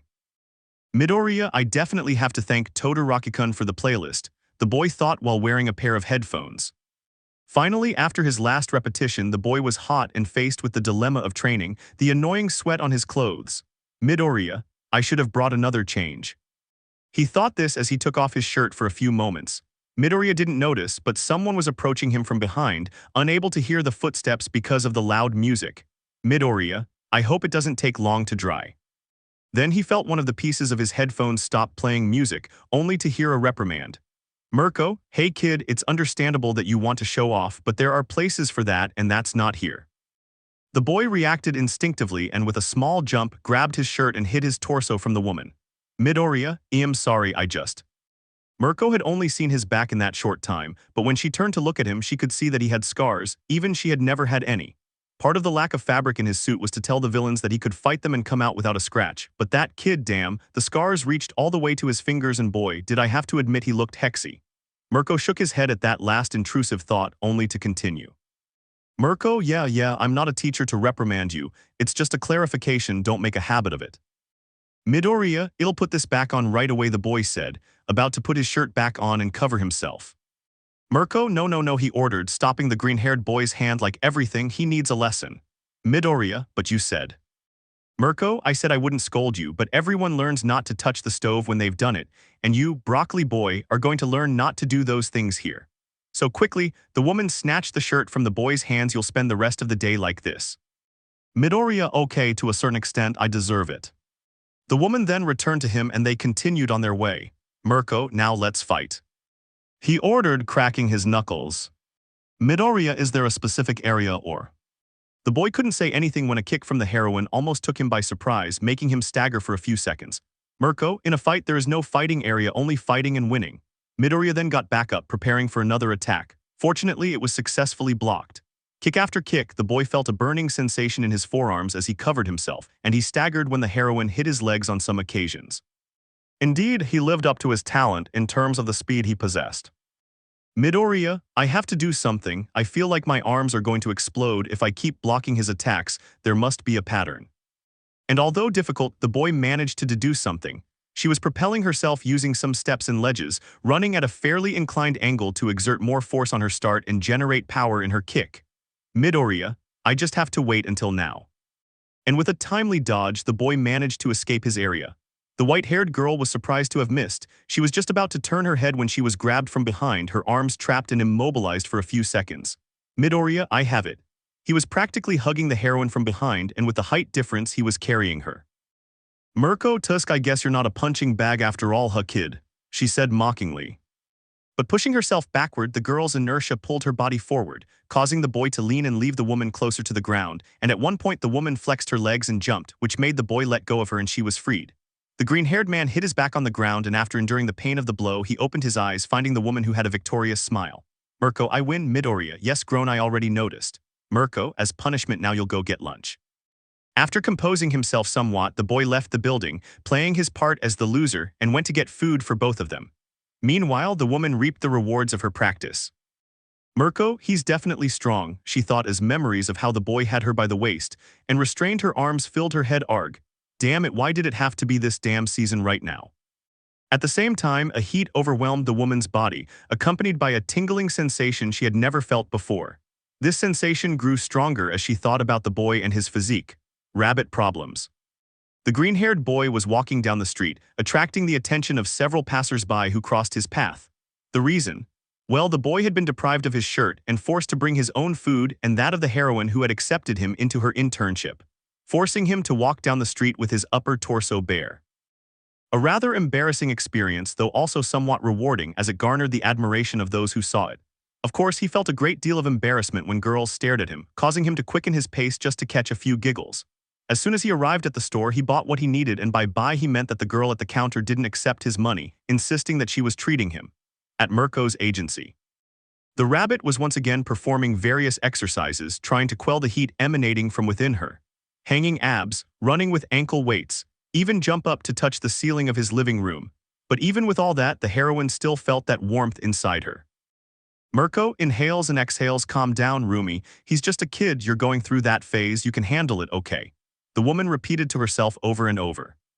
Then the source of his current discomfort appeared, crossing the threshold noticeably in a hurry. Midoriya, please Mirko-san, tell me the only reason I have to go out. The boy said, his face flushed. Mirko, that's what he said, momentarily losing himself in the boy's body before shaking his head. I mean coughs, yes, that's all it would be, brat. The heroine approached the boy to take one of the food packages he was carrying. Just being near him made her breathing quicken as if she were running a great distance or in a fight. And she could swear that the boy's scent was like some kind of natural aphrodisiac. And when he accidentally touched her hand while picking up the bag, he felt like an electric shock was shooting through his body to his brain. Mirko, damn it. Coughs, thanks kid. Midoriya, hey Mirko-san, are you feeling alright? Your face is red, very red. What the green-haired boy said did little to calm the woman. She could only frown and speak in annoyance. Mirko, I'm going to take a bath, don't you dare do anything stupid. And stomping her feet, the woman walked away from the place, trying to hide a face that was turning redder and redder. Midoriya, okay. The boy just took a seat and was about to start eating alone. In the showers, the rabbit had emptied several buckets of ice and water with the plan to reduce her heat once and for all. With only a towel, the woman was preparing for her abrupt immersion. Mirko, okay 1-2 and... In the training room. The green-haired boy ate in silence. It was rather boring, even uncomfortable being in a building with no other staff, no one to chat with or even see anything interesting. She was finishing her plate of vegetables when an echo resonated in the empty hallways. You damn son of a bitch. The woman's clear voice echoed through the area, instantly alerting the boy and causing him to run after her. Midoriya, could that have been a villain attack? No, there's no back door. If they had wanted to attack or something, I would have heard a bang or something. Following the direction of the moans and screams, the boy didn't realize he had entered the mixed showers. Midoriya, Mirko-san. This, the boy said before stopping talking, finally noticing the woman who was in a metal tub with ice floating in it. The woman barely heard him look towards where the boy was. She felt that heat again, even playing that she felt the ice in the bathtub melt in seconds. Mirko, you brat, he yelled, covering his chest and with shame on his face. Midoriya SSSORRY. I heard your scream and thought something had happened, he explained, covering his eyes. The woman was not at all happy that the boy was there. If he had arrived earlier or later, he could have seen her in a situation that many perverts would have loved to be in. Mirko, I'm fine, just get lost. Midoriya, ha hi. The boy turned around, still with his eyes covered, but a sound stopped him. Sniff. Even with his vision blocked, the boy turned and spoke to the woman in a low voice. Midoriya, Mirko-san, are you sure you're all right? Mirko, yes, achoo, it's just sneezing, it's nothing, sniff. Midoriya, I'd venture to say that, well, I think he got sick. Mirko, what? Sniff, get sick, nonsense. The woman was standing up, so the boy had to cover his eyes more tightly until he heard the sound of wet sandals, followed by an awkward attempt to stand. The woman, holding onto a nearby bench, threw a small tantrum before looking towards where the boy was. Mirko, let's suppose that I get a little sick, she said, annoyed. Midoriya, do you need help? Mirko, I just need to go home, that's all. Midoriya, I can accompany you. Mirko, nice try kid, but I'm no delicate flower. The woman said with a smug smile before her hand slipped and she was about to look directly at the floor, but she was only a few feet from the ground as the boy had just caught her. He was holding one of her hands and with the other he held her by the waist. Mirko wasn't having his best day. Her season had just played a cruel trick on her. She was sick. Her heart was playing tricks on her. She had to get into an ice-cold tub to calm her fever, and that only made her sick because the heat returned at that moment. Looking away, pouting but also blushing, the woman had to accept. Mirko, maybe just this once. Midoriya, okay, Mirko, but first I want to change and don't spy. A few minutes later. The woman was already dressed in civilian clothes, as was the green-haired man. Both were walking down the street towards the heroine's apartment. She appeared to have committed a war crime as she was wearing a cap, a trench coat, and a black face mask. Midoriya, it's safer to go this way. If he gets sicker, it could affect his health. Mirko, great. If anyone sees me with this kid, they'll think I'm like Nimuri. Everyone will be talking about this, the heroine thought, recognizing how out of place it would be to find such a scene. And it was no wonder, because she was holding onto the boy's arm, clinging to him since with each step she felt her legs giving way in addition to a small wobble from time to time. Midoriya, are you feeling unwell? Mirko, just a slight dizziness, that's all. Midoriya, how many streets away does he live? Mirko, about 3 or 4 more streets. The woman was about to put another foot in front of her, but it wasn't necessary when she felt that she was no longer touching the ground. Puzzled, she looked more closely, noticing that she was now being held by the boy. The way she was standing was completely ridiculous. She never imagined in her life that she would be carried like that, given her unfeminine history and explosive attitude. Once again, a blush appeared on her face. It was the last straw. She rarely, if ever, felt embarrassed, like when a lunatic fan yelled something vulgar or once or twice in high school, but this boy, he'd just made her blush and blush at least 3 times in a single day. And the worst part was, it hadn't even been intentional. At least if he had done it, he would have kicked him with his heel and buried his face in the concrete, but nothing like that. Mirko, what are you doing, you idiot? Midoriya, well, we still have a long way to go and I don't want anything to happen to her while we're walking, so I thought it would be easier if I carried her. Mirko felt like she wanted to kill that boy because of how selfless he was, but the very fact of being so made her chest beat faster, threatening to give her a heart attack sooner or later. Mirko, I guess it's okay, just hurry up. He gave in, looking away. The boy smiled and started walking. Despite the woman's considerable muscle mass, she was surprisingly light. She was no heavier than any of the girls. Furthermore, it was funny to see how the heroine's ears would go up and down from time to time, reminding him of Kyoka's connectors when they wanted to joke with him.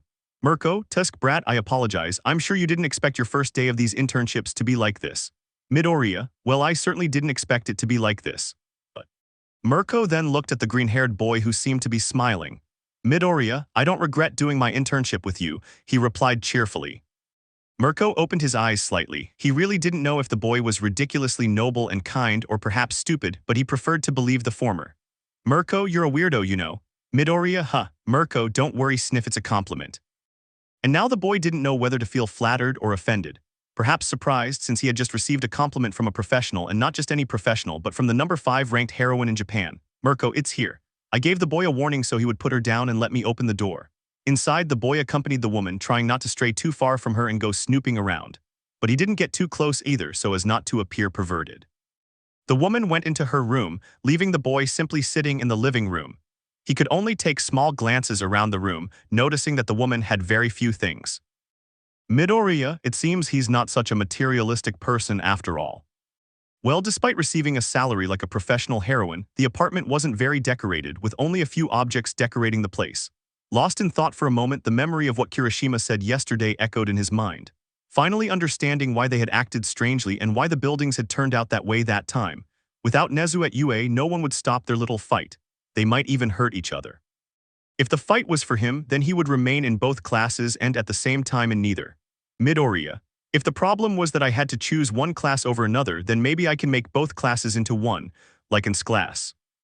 The boy thought, believing it might work. Girls are smart. If it's like I think, then they must have come up with something similar, he thought, forming a smile. I wonder how they are now. At the UA. Black Hair was going over her plan once again to convince Professor Cementos to unite the 2 classes and put an end to this ridiculous conflict once and for all. However, despite all this, none of them forgot the same boy who had stolen their hearts. Uraraka, has anyone heard anything about Deku-kun? Toru, grown, I miss him, she said sadly, throwing herself down on the sofa. Tsuyu, me too, Kiro, imitandi her friend's action. Kyoka, I heard Kaminari and Kirishima say that I'd be interning with a heroine today. Momo, speaking of which, does anyone have any news about Kirishima? Mina, I heard they were going to play another prank on Class B. I hope I was able to convince them to give in. Momo, do you think we should tell Class B about what we're planning to do? Kyoka, I would say go for it. After all, this deal benefits all of us. Momo then picked up her phone, looking for the number of a certain friend in Class B. Meanwhile, Class B also had the same problem. The days seemed endless as they waited for the teacher who would replace the headmaster and with whom they would resolve the conflict. Kendo, does anyone know where the boys are? Ibara, they must be planning another prank against Class A. Setsuna, and I'm sure Class A has something for us. Kamari, does anyone know where Midoriya-kun is? I went to look for him, but he's not in his room. Is he with the other girls? Pony saw that he was leaving the school. Yui, then she must be on a date, she said in her calm tone. Pony, nah, wrong. Pony didn't see anyone with him, he was just carrying a backpack. Ryuko, then I imagine you'll start training. Kendo, hey, the orange-haired girl said, catching the attention of her friends, do you think it would be a good idea to tell the other girls about our idea? I mean to tell them about merging both classes. Setsuna, well, girl, do you think they'll agree? But then, the memories of how much fun they had that afternoon of manicures and pedicures, as well as how she was the first member of Class B they accepted, gave her a dose of realism. "Setsuna, you know what, do it," she said, showing her teeth happily. "Ibara, you're a little crazy, aren't you, Takage?" Setsuna, yes, she said proudly, detaching her head for no reason. "Kendo, okay." So the redhead opened her inbox, ready to talk to the president of her rival class, but to the surprise of both girls, they realized that they were both writing to each other. "Can we talk?" That's what both girls received at the same time, reaching an agreement. At the UA, a redhead was in the common room, accompanied by some of his friends who seemed to be orchestrating something. "Bakugo, this is my most revolutionary plan, the ultimate in pranks and annoyances. The crowning achievement of all pranks," he said with a grin. "Kaminari, what's Bakubro about?" "Bakugo, Tusk, if you shut up, maybe I can explain," he said irritably. "Kaminari, oh yes. Bakugo, cough cough, this is the Trojan horse." "Shoto, but it's a box." "Bakugo, it's a hypothetical name, genius. Cough, what we'll do is leave them a box with a small gift." "Kaminari, what kind of detail?" "Bakugo, Tusk, if you keep interrupting me, I'll blow out what few brain cells you have left." "Kaminari, I didn't say anything," he added, raising his arms, not wanting to receive the punishment from the ashen-haired boy. "Bakugo, we'll leave this here," he explained, pulling out what appeared to be a black grenade. "I asked the support department for a more powerful stun gadget. I call it the Komodo 4000. "Shoto, I think you plagiarized that name." "Bakugo, no, because this one is 1,000 times more powerful. The plan is that when they open it, they'll be blinded for at least a week, and when they regain their sight, they'll finally recognize which class is in charge." At that moment, a redhead was entering the room, observing the small gathering around the table. "Kirishima, okay, hey guys, what's up?" "Kaminari, hey bro." Shoto simply raised his hand, and as always, the ashen-haired man didn't even deign to look at him. "Bakugo, you're late, firehead." "Kirishima, what is going on here?" "Shoto, it's the ultimate joke on Class B." Kirishima felt nervous trying to talk to his friends, but he would try for his brother's sake. "Kirishima, hey, don't you think this whole joke thing has gone too far?" And as soon as he said this, all his friends looked at him with a cold expression. "Kirishima, I mean, doesn't any of you miss spending time just like good friends?" "Kaminari, now that you mention it, I miss going to arcades with Shishidakan and Subarakan." "Kirishima, really?" "Shoto, now that I think about it, I was left in the middle of a game with Bondo and Shota last time." "Bakugo, what the hell are you saying?" "Kirishima, come on bro, I confess, it was kind of fun at first, but this has gone on for way too long, don't you think?" And after a few seconds of thinking about it, the two-toned-haired boy and the blonde boy nodded their heads. Elsewhere at the UA, the raven-haired girl was waiting for a certain orange-haired friend to share her idea, as well as the matter she also seemed to want to discuss with her.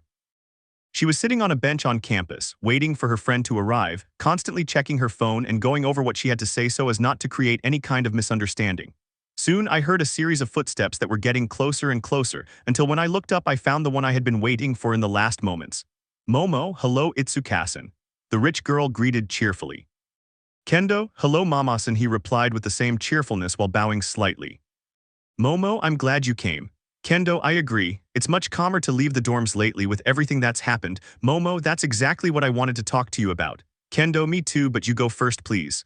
"Momo, well, first of all, I apologize on behalf of Class A for all the altercations that have occurred in the last few weeks."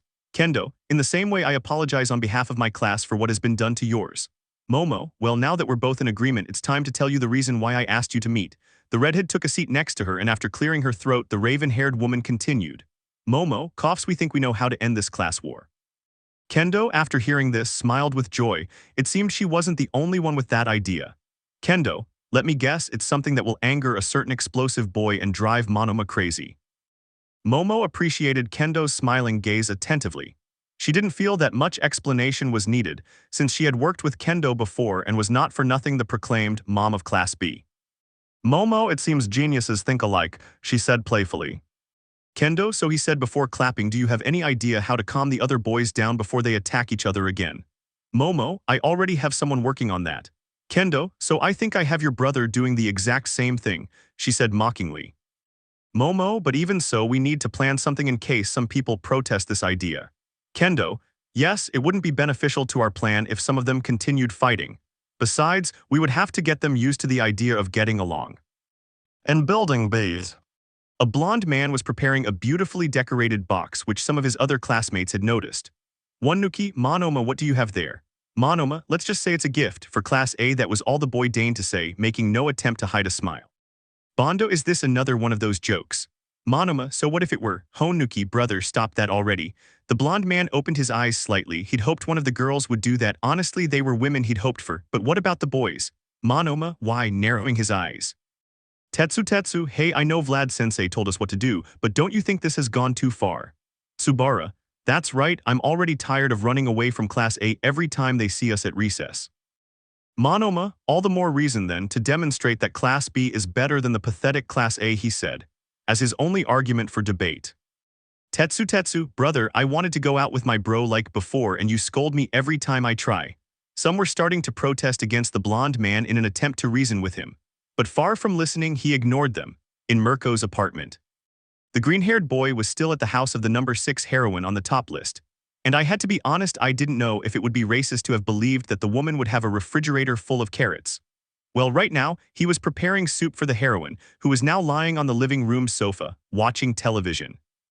In a way, it made him change his prejudices regarding some internet theories. Since there was little publicity about the woman, it wasn't long before theories began to emerge. If I had one, it was that I had an obsession with carrots. When this got frustrated, I would hit the ground several times. And his perverted friend's favorite, if the woman also had a heat season. He personally liked to believe the opposite. Midoriya, okay, the boy said, entering the room and carrying a pitcher of water and a plate of hot food. Thanks to the black whip, I prepared something that might help her feel better. Mirko, sniff, thank you, kid. Taking the plate in his hands. After making sure the woman was comfortable and resting a bit, the boy leaned on the edge of the sofa, watching the television screen just like the woman beside him. But all I heard was the creaking of the furniture springs, and before I could turn my head, I felt myself being pulled into the sofa. He could only feel how he was now well positioned in a space on the sofa, while next to him was the heroine who let go of his shirt sleeve. Mirko, don't be an idiot, kid. I won't get mad if you sit down, he said, bringing a spoonful of soup to his mouth. Besides, you did this for me. I'd be a fool if I got mad over something like this. Midoriya, Uke, they both watched television for a while, a long and awkward one for different reasons. Well, the boy had nothing to talk about with the woman, and she well tried to suppress her desires as much as possible. Midoriya, how does it feel? Mirko then looked up from the television to see the boy who was staring intently at the woman. Mirko, I'll be better, don't worry, kid, I won't die from a chew fever. The woman had closed her eyes, and when she opened them, she was already wrapped in a sheet that the boy had brought in record time. Seeing this, the boy blushed, thinking that perhaps he had exaggerated. Midoriya, is it too much? Approaching, he was about to take her again and lead her away, but quickly the woman clung to it and curled up. Mirko, don't even think about it. He threatened while covering half his face between the blanket and the pillows around him. This was something funny and sweet in the boy's opinion, because he seemed to forget that character at times and be extremely adorable. Midoriya, okay. Mirko couldn't understand how the boy could be so damn strong and yet have such an adorable attitude and face. Once again, its interior was burning as if it were in an oven. If before her intrusive thoughts begged her to go and take the boy to bed, now they wanted to fill his pretty face with kisses until she was exhausted. No. She had to keep her composure. The boy was a minor, and even so, she couldn't act like that with someone she had barely met less than a week ago. Mirko, and tell me, brat, do you have a girlfriend yet? Idiot. What? The boy looked embarrassed at the heroine, who outwardly seemed completely normal, sipping tea from her cup and watching television, but inwardly he wanted to die for saying that without even thinking. Midoriya, yes, although it's actually more complex than a simple yes, he said, embarrassed, still not used to saying that he had more than a dozen girlfriends. Mirko, oh good, see, Rumi. That boy has girlfriends. If you do something stupid, you'll ruin his life. Midoriya, although everything is perfect for everyone. Mirko paid attention and looking at the boy asked, Mirko, what do you mean by everyone? Midoriya, I don't like to brag and I've never said it like this before, but I really do have a harem. Mirko, surprised by the answer, dropped her cup on the floor. She thought it was just her quirk making her act like that, but damn how many fell for that piece of broccoli. Mirko, what the hell is wrong with you? Act normal, well, kid, I thought you were more innocent and calm. Who would imagine you had something like that, huh? She said after placing her arm behind his neck and pulling him closer to her to tease him. Midoriya, be honest, I don't even know how it all happened. The woman, without knowing it, had just made a mistake, because in trying to act normal, she brought the boy closer to her, managing to better perceive his aroma, feel his soft green hair, and observe his face better, jumping from freckle to freckle of the boy. Mirko, damn it, just give up, you know what, to hell with it. I accept the consequences. Sweet bunny. Television was broadcasting its usual programming, whether it was the afternoon news, updates on sports teams, or some celebrity news. Or who knows? Because every word that came from that television fell on the deaf ears of the green-haired boy who right now was being held by the face firmly but without feeling pain, only a strong surprise that that woman, the number 5 heroine of Japan, Mirko, was kissing him. I didn't feel like it was an illusion. I could swear how a tongue was moving across my lips and how it was receiving little bites.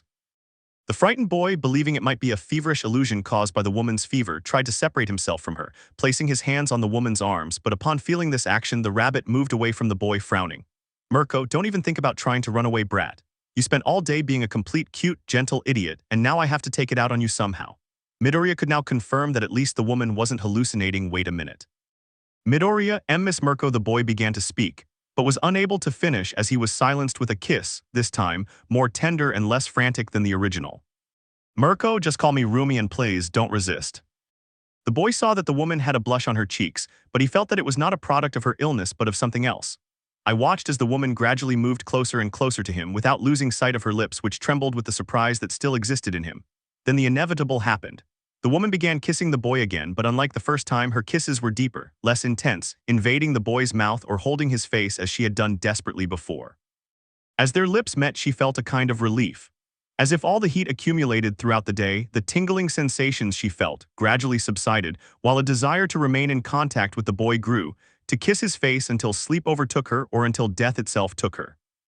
Meanwhile, the green-haired man felt the woman's strong arms pulling him towards her, ensuring his stay with her for a while longer. And he had to be honest, he didn't expect the woman to have those kinds of feelings towards him, but he didn't like breaking women's hearts. And he didn't know if it was racist, but he swore he could taste a faint hint of chocolate on the rabbit's lips. So as if she were a lollipop, he constantly licked her lips, searching for that sweet flavor. The dark-skinned woman began to feel how with each kiss she gave, and that was returned by the boy, a pleasant and embracing warmth became more intense in her chest, forcing her to remove that blanket and remain only in a t-shirt and the pants of a pajama with a carrot print. Mirko, don't make fun of me, he said, looking at the boy with a lost expression on his face. The boy only gave a small glance to smile with a similar look to reply. Midoriya, why would I do that? You look adorable. The woman just kept staring into the boy's eyes. She never thought she could find a person's eyes so fascinating. But there was something magical about those emerald eyes that she simply couldn't look away from. Using her weight to make the boy fall backward onto the sofa, she was able to rest on top of him, undeterred by the desire to stop showering him with affection. Darling, a word I never imagined I'd use to refer to a genuine show of affection for someone, besides the names I used for his kicks, calling them sweetheart. It was something pleasant, actually. And as she had wished, the green-haired boy was now completely at her mercy, receiving several kisses, some on his lips and others around his face, his cheeks, nose, and forehead. Some even tickled him. And of course, he couldn't ignore that it looked like a little rabbit curiously snooping around his face. Not to be outdone, the boy began to use his hands to caress the face of the woman above him, who soon also began to play with his hands, going where they went. Her hair was so smooth, it was like holding silk, warm and soft without any roughness. Her cheeks, her skin felt smooth, despite being a woman expert in fights. Her skin did not have a single scar, it was spongy and soft. He felt that his hand could caress her beautiful face all day without the possibility of getting bored. Although sooner than expected, the woman wanted something more, and in a daring move she went to the boy's neck, where caught up in the heat of the moment she placed a kiss on it. Upon noticing this, the woman remained motionless on the boy's legs, unsure if she had crossed the line, although to be honest, that line was far behind her. She had never had any experience in relationships because every guy who tried to flirt with her was simply rejected with a "bah, forget that idiot." And even less so when it came to heat season, where she would usually lock herself in her room until it was over. It was torture, but it always worked. And now that I was with the boy, I didn't quite know what to do to avoid forcing him into something he didn't want to do. But the boy only smiled a little at that reaction, and approaching the woman, he spoke. Midoriya, let me fix this, the boy whispered as he moved closer to the woman's neck. Hearing that tone of voice from the boy stirred a feeling within her. She longed to receive whatever it was the boy was going to do to her. I watched as the boy moved to her neck and kissed her, a simple kiss that made her cheeks burn like she never imagined possible, gradually moving up to her shoulders and back again until she felt the boy's lips on hers. She felt her body yielding to the boy's caresses and kisses, but she wanted even more from him. She wanted him to calm her body, to enjoy what she enjoyed. And pushing the boy slightly, she separated him from her. Midoriya, it happens when he was about to ask, but once again the woman stole all the words from his mouth when he saw her remove that loose t-shirt, revealing that underneath it she was wearing absolutely nothing, leaving the boy with a semi-complete view of her. It was embarrassing but also exciting for the woman. She felt like a complete pervert, but she didn't care in the slightest. Mirko, so are you going to stay there? He asked, looking away and hiding his red face. The boy found it mesmerizing how the woman's skin appeared whiter in the areas covered by her superhero costume. Besides possessing, of course, a toned body, it was as if he were in the presence of a goddess, if he might say so. Mirko, hey, I already saw you and you already saw me. But don't you think it's still unfair?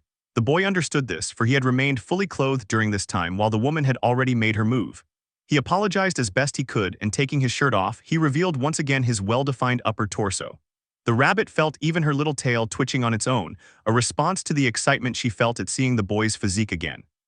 Mirko, so she said, approaching the boy and crossing her arms around his neck, giving him a closer view of her, noticing her blush more clearly, accompanied by a smile. Are you going to leave this bunny waiting? The boy seemed to have switched off his brain and let his bolder, more confident side come out. Taking the heroine by the waist, he pulled her close and with a kiss, ensured she remained as close to him as possible. And just like the green-haired man, the woman clung to him with all her might. At the UA. A large number of girls were gathered on the gymnastics court, some with clear doubts, others more happily chatting, and one or two simply silent. Soon everyone's attention was focused on the two authority figures from their respective classes who were approaching them. Kendo, are you all here? Yui, it seems so. I'm missing, an extra voice announced.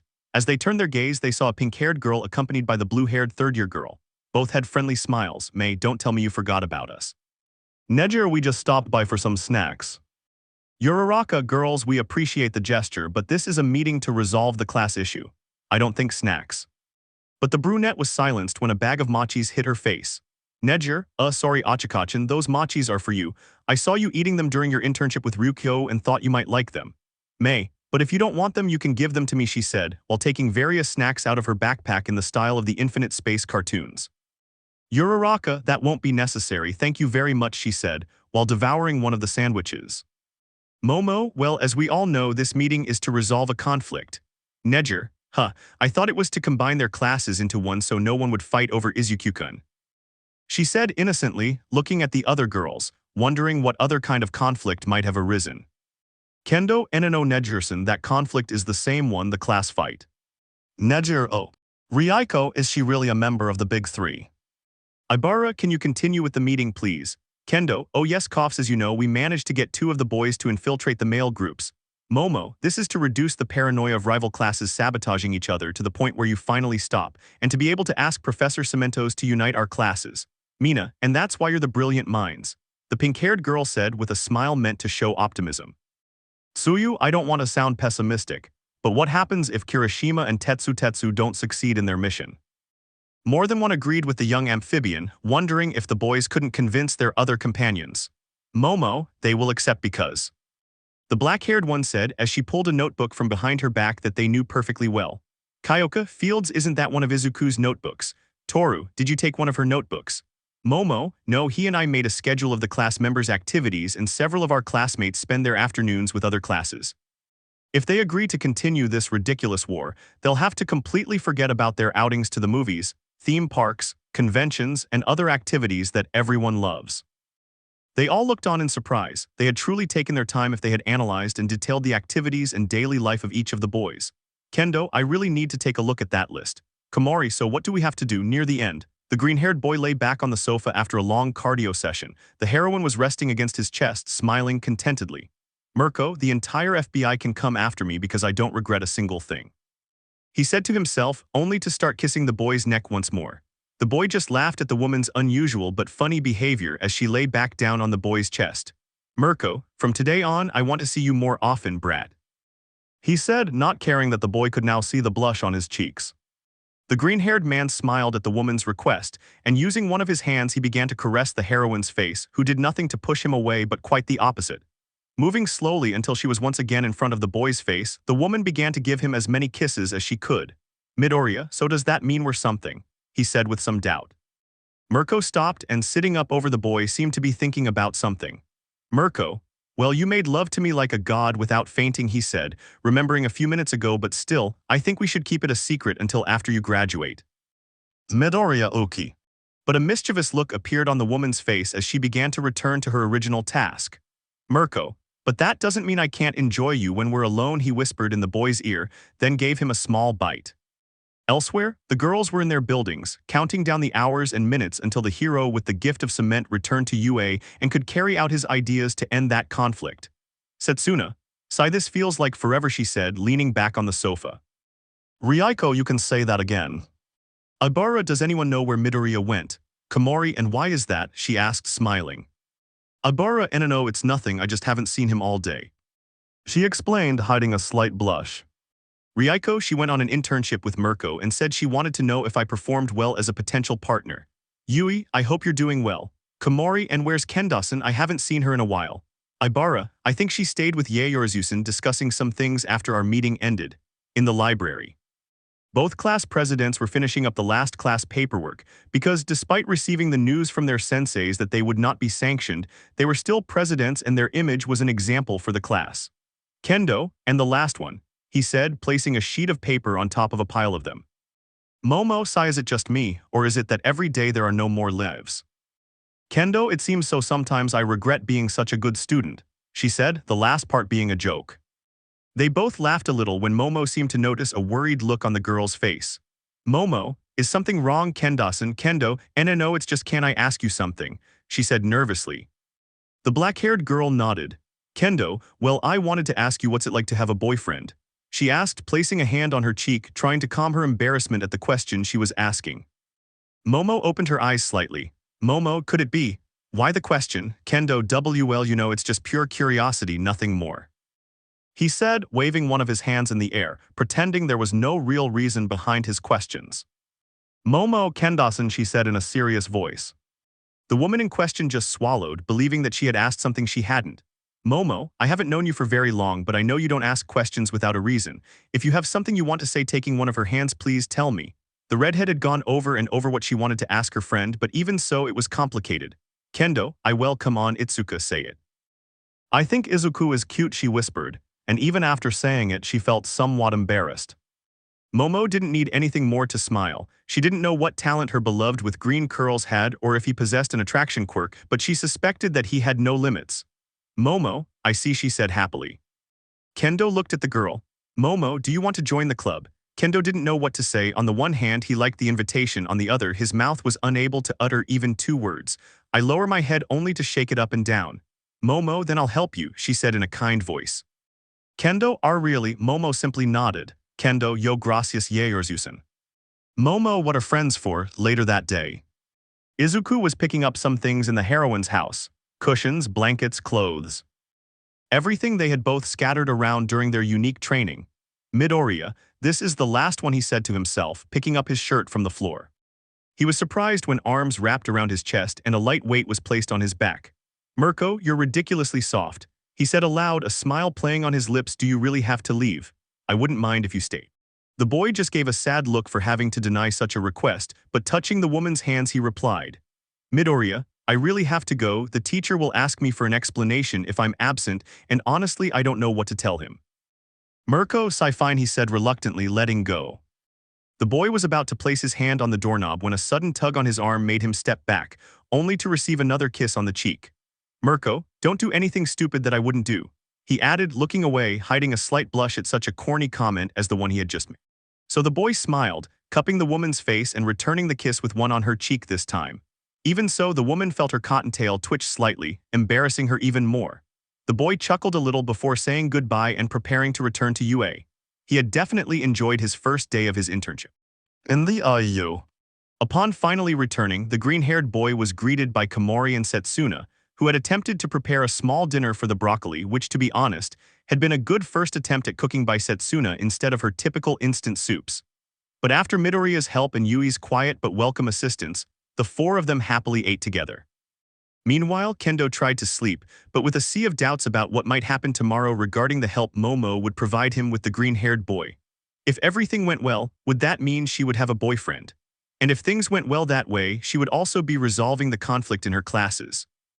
The idea that the green-haired boy might accept and that they could go to a park, buy ice cream, candy, crepes, and other things, like holding hands, made the girl incredibly embarrassed. So much so that her only response to such thoughts was to cover her face with the pillow she was holding. The next day, the green-haired man woke up in his room, starting his typical exercise routine, the American dream as Almight had called it, and the only routine that made all his muscles beg for a break. The boy was feeling inspired while listening to some music when he received a message on his phone. Taking a 2-minute break, he picked up his device and checked what it was about. Momo, good morning Izuku-kun, I hope you slept well. I was messaging you because there's something I wanted to tell you. I was hoping you'd be free this afternoon around 4:30 p.m. I look forward to your reply. XOXO. The mere thought of reading a good morning from one of his girlfriends brought a huge smile to his face, and without further ado, the boy replied to the text message.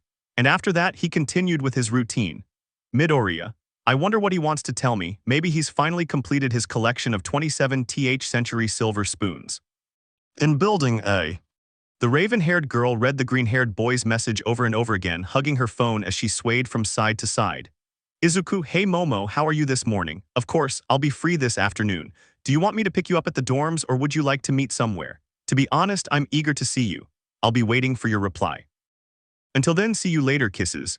Momo, God, how I love him, she thought. Relax, Momo, it's okay to be excited about seeing your boyfriend after so long apart, but you promised Ken-Dawson you'd help her. Now control yourself. After a long day of classes, Midoriya was walking through the UA courtyard, and this time it seemed like there was no one else who would accompany him as on previous occasions. In fact, throughout the entire school day, their class hadn't bothered the previous one at all. And vice versa. Midoriya, it seems Momo and Kendo managed to find a way to appease them, he thought as he continued walking.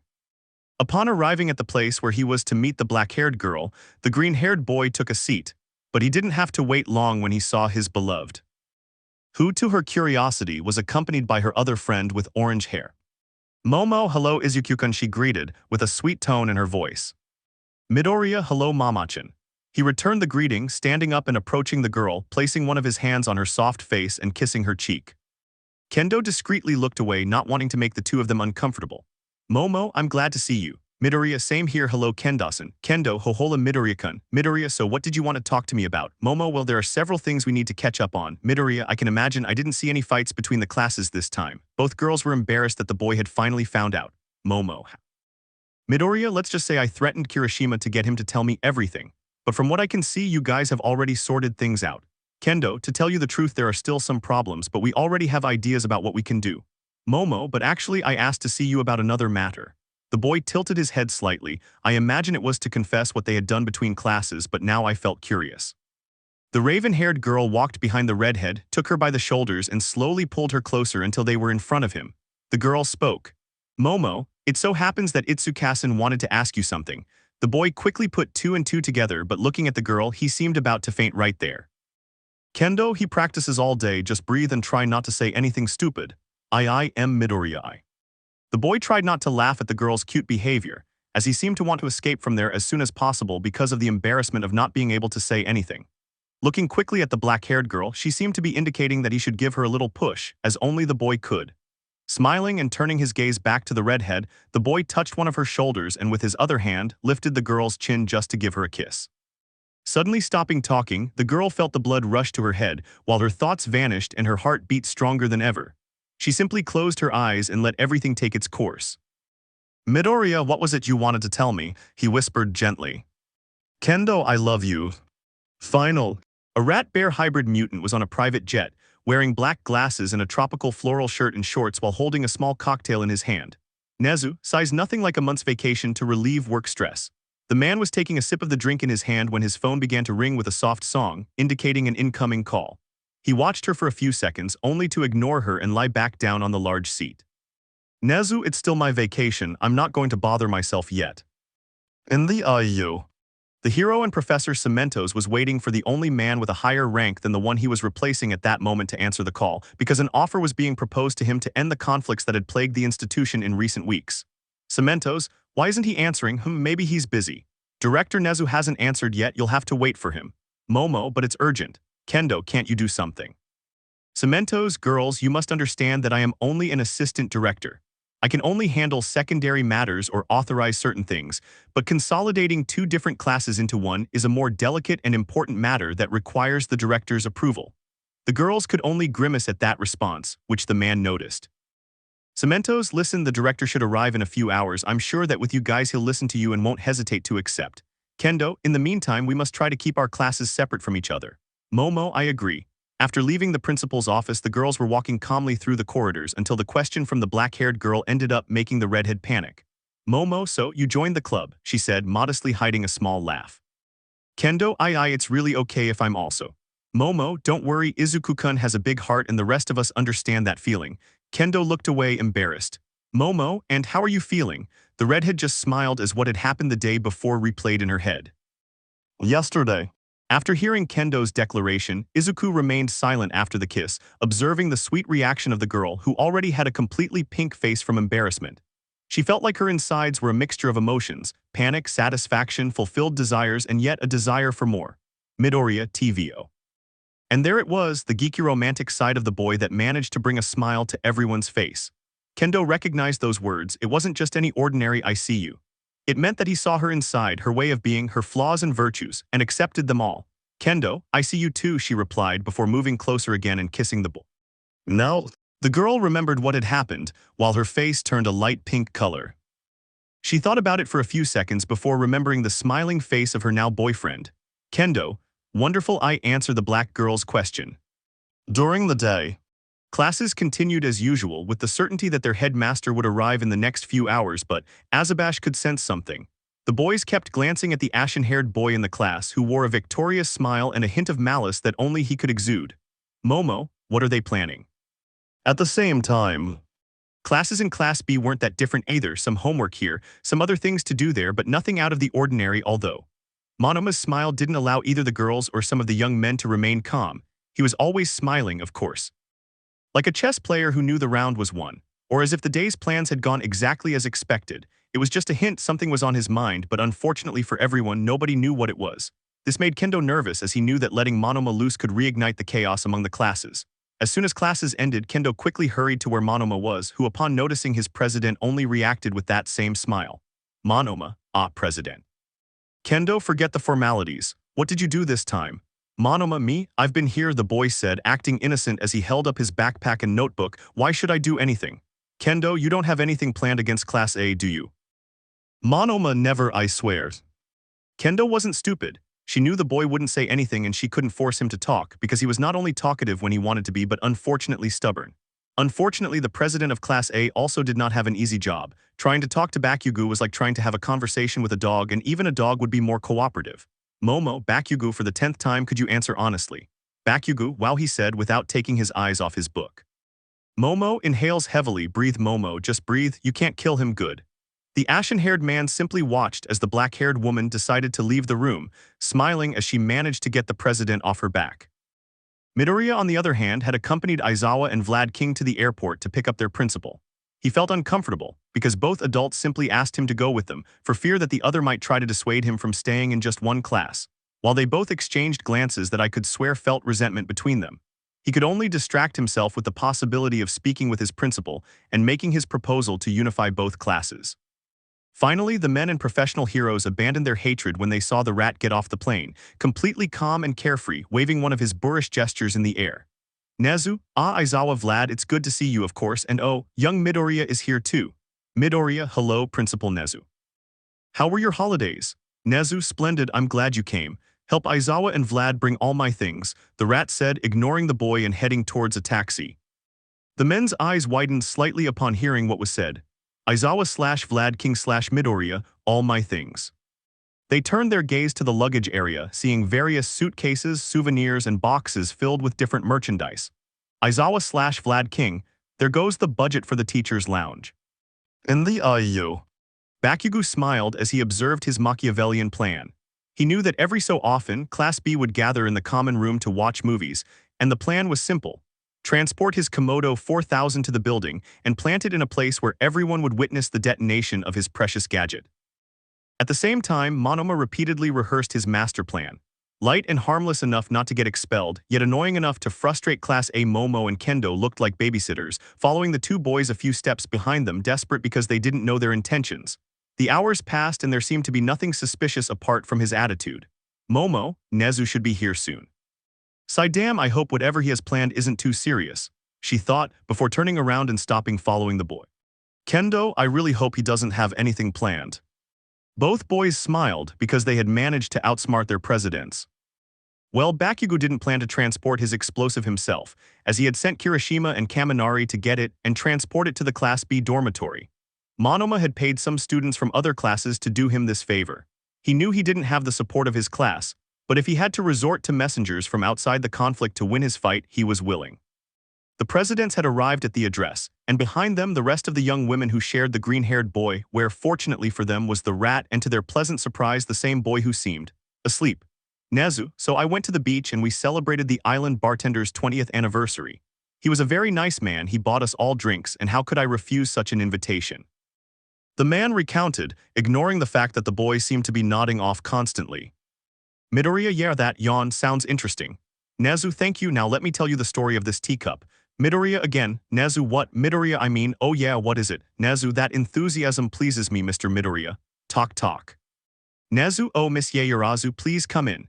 The green-haired boy turned his head towards where the girl was, noticing that she wasn't alone but that the other girls were with her, including the girls from Class B. Momo. Good afternoon, Director Nezu. Nezu, good afternoon, is there anything I can do for you, Miss Yaoyorozu? Momo, well, I don't know if Izuku has already told him. Nezu, no. Kendo, WL, it's a proposal, something we've been thinking about these past few weeks.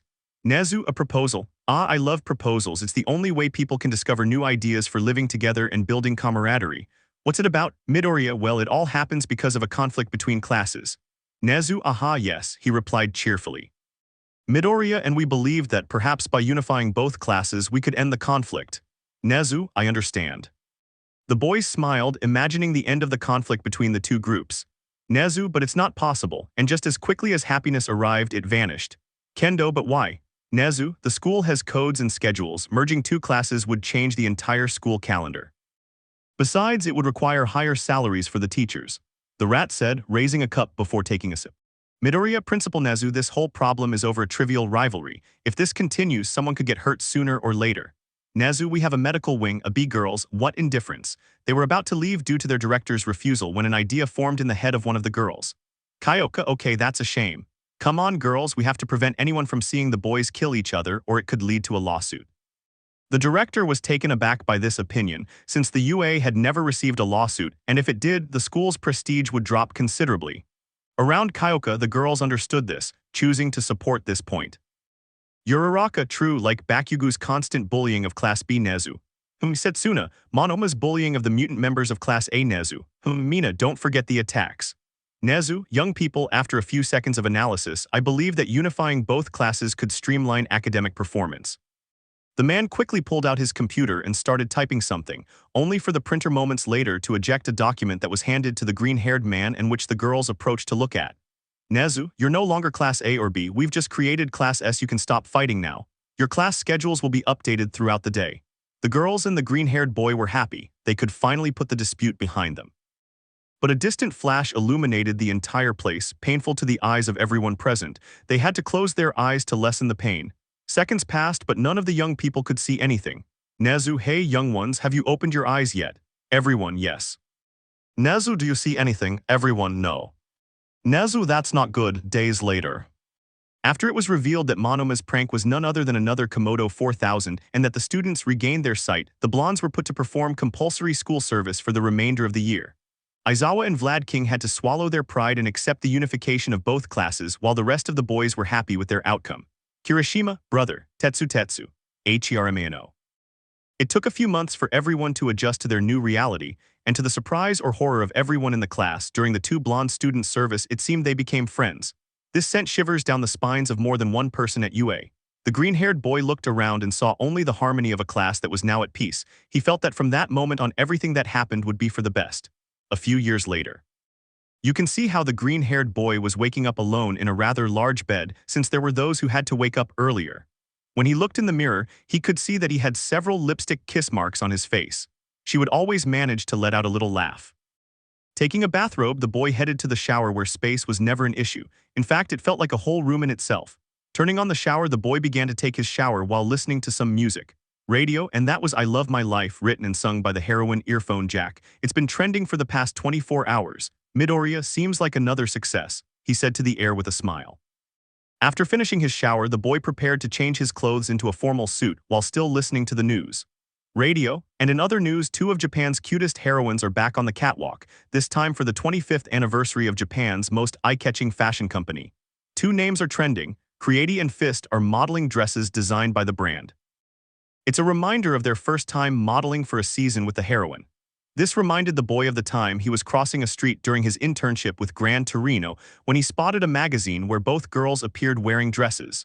She never told them, but she could never get them out of her head because of the beauty and etiquette she had witnessed.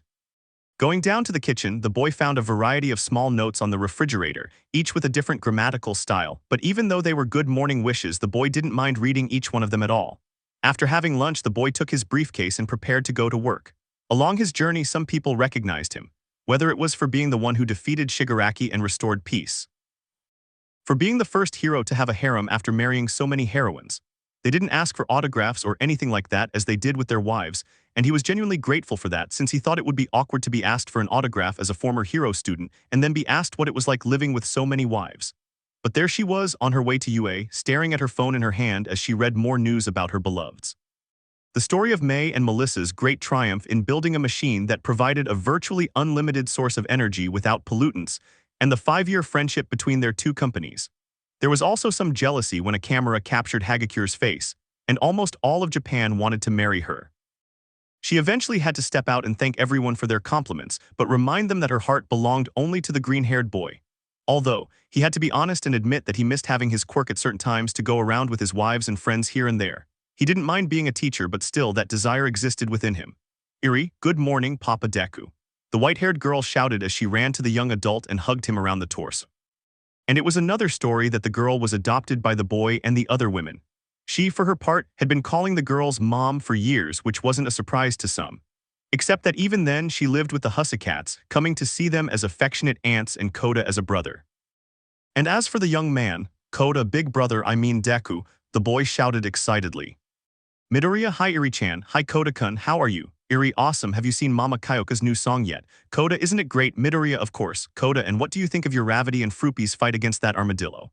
Midoriya, Quepelia." Quickly the boy took out his cell phone and looking for a video, he watched the news report while sitting on a bench next to the boys. News report. And in other news this morning, a villain tried to rob a bank, but to everyone's relief, 2 heroines, Fruipy and Uravity, stopped him. There were only 2 injuries who were treated by health services, and the robber was handed over to the authorities. To the delight of the 2 young men on either side of the green-haired man, they could see how he was still muttering things related to quirks, in addition to making the occasional loving comment about his 2 wives on stage. "Iri Ibaza la Ue, Midoriya, oh yes, today I have to give a class quiz. Koda, Deku, do you miss doing that? Midori, Koda, you know, having your quirk." The boy remained silent, recalling the many adventures he had during his first year. Looking around, the boy could only long for the feeling of the air caressing his hair and face as he competed with his friends, protecting others on the front line and calming the unprotected with a smile. "Midoriya, I'd be lying if I said no, but good things have happened without it too." He replied with a smile, "I can still help others as a teacher. And something else I liked besides having a quirk was being able to help." The boys caught that same smile and enjoyed a few more minutes of chatting. "Iri, are you free later? Koda, there's a movie Iri wants to see." "Midoriya, thanks guys, I'd love to, but I'll be teaching Pony how to speak Japanese properly. She's still having a little trouble with it." The boys laughed a little. It was true, not only had he married the girls, but those who did not marry him eventually succumbed to the green-haired boy's tender nature. Some, like Ryuko and Ibara, and others who were able to improve through his help, including Pony herself, were unable to fall in love with the now young adult. Iri and Koda eventually walked away to go to their classrooms, heading towards UA while the green-haired boy looked at some photographs on his phone. "Midoriya, in the end we all became not only heroes but also a great family. Why? The boy would recognize that laugh anywhere and anytime. When he raised his head, the boy found himself face to face with the former symbol of peace. "Almight, I guess you'll always be a bit dramatic, kid," the man said, still laughing. "Midoriya, Almight, what are you doing here?" "Almight, well, I wanted to stop by and see how my successor was doing, if that's even possible, of course." "Midoriya, odd, of course, Almight Piro," the boy stopped. "Almight also because I was sent to perform a task of utmost importance." The young green-haired adult paid attention, watching as Almight pulled out what appeared to be a briefcase. "Almight, this is for you, kid." He didn't understand much, but he reached out to pick up the briefcase when something inside it leaped onto his hand and stuck to it. He was about to try to remove it when he noticed something curious. "Midoriya, this is my glove," he replied, stunned. The blonde man just let out a small laugh when he saw the boy's reaction. "Almight, it's a gift from me and all your friends, especially young Bakugo and your wives. They told me they didn't want me to tell you, but it's the truth. I think the surprise was somewhat spoiled." The boy kept looking at the briefcase. It wasn't just a gift, it was an opportunity to fulfill his dreams again. Almight shonen, the man said, drawing the attention of his young apprentice. Almight, here you've earned it. The boy smiled as he tried to hold back tears of happiness. Within the UA, several students were waiting for their green-haired teacher to arrive. It wasn't normal for him to be late. Iri, where could Deku be? Koda, I don't know, he should be here by now. Everyone turned their attention to the door, but instead of seeing their cheerful teacher, they were met with the gaze of a tired, black-haired man. Aizawa, good morning, class, he replied with boredom, take a seat. Estudiant, Aizawa-sensei.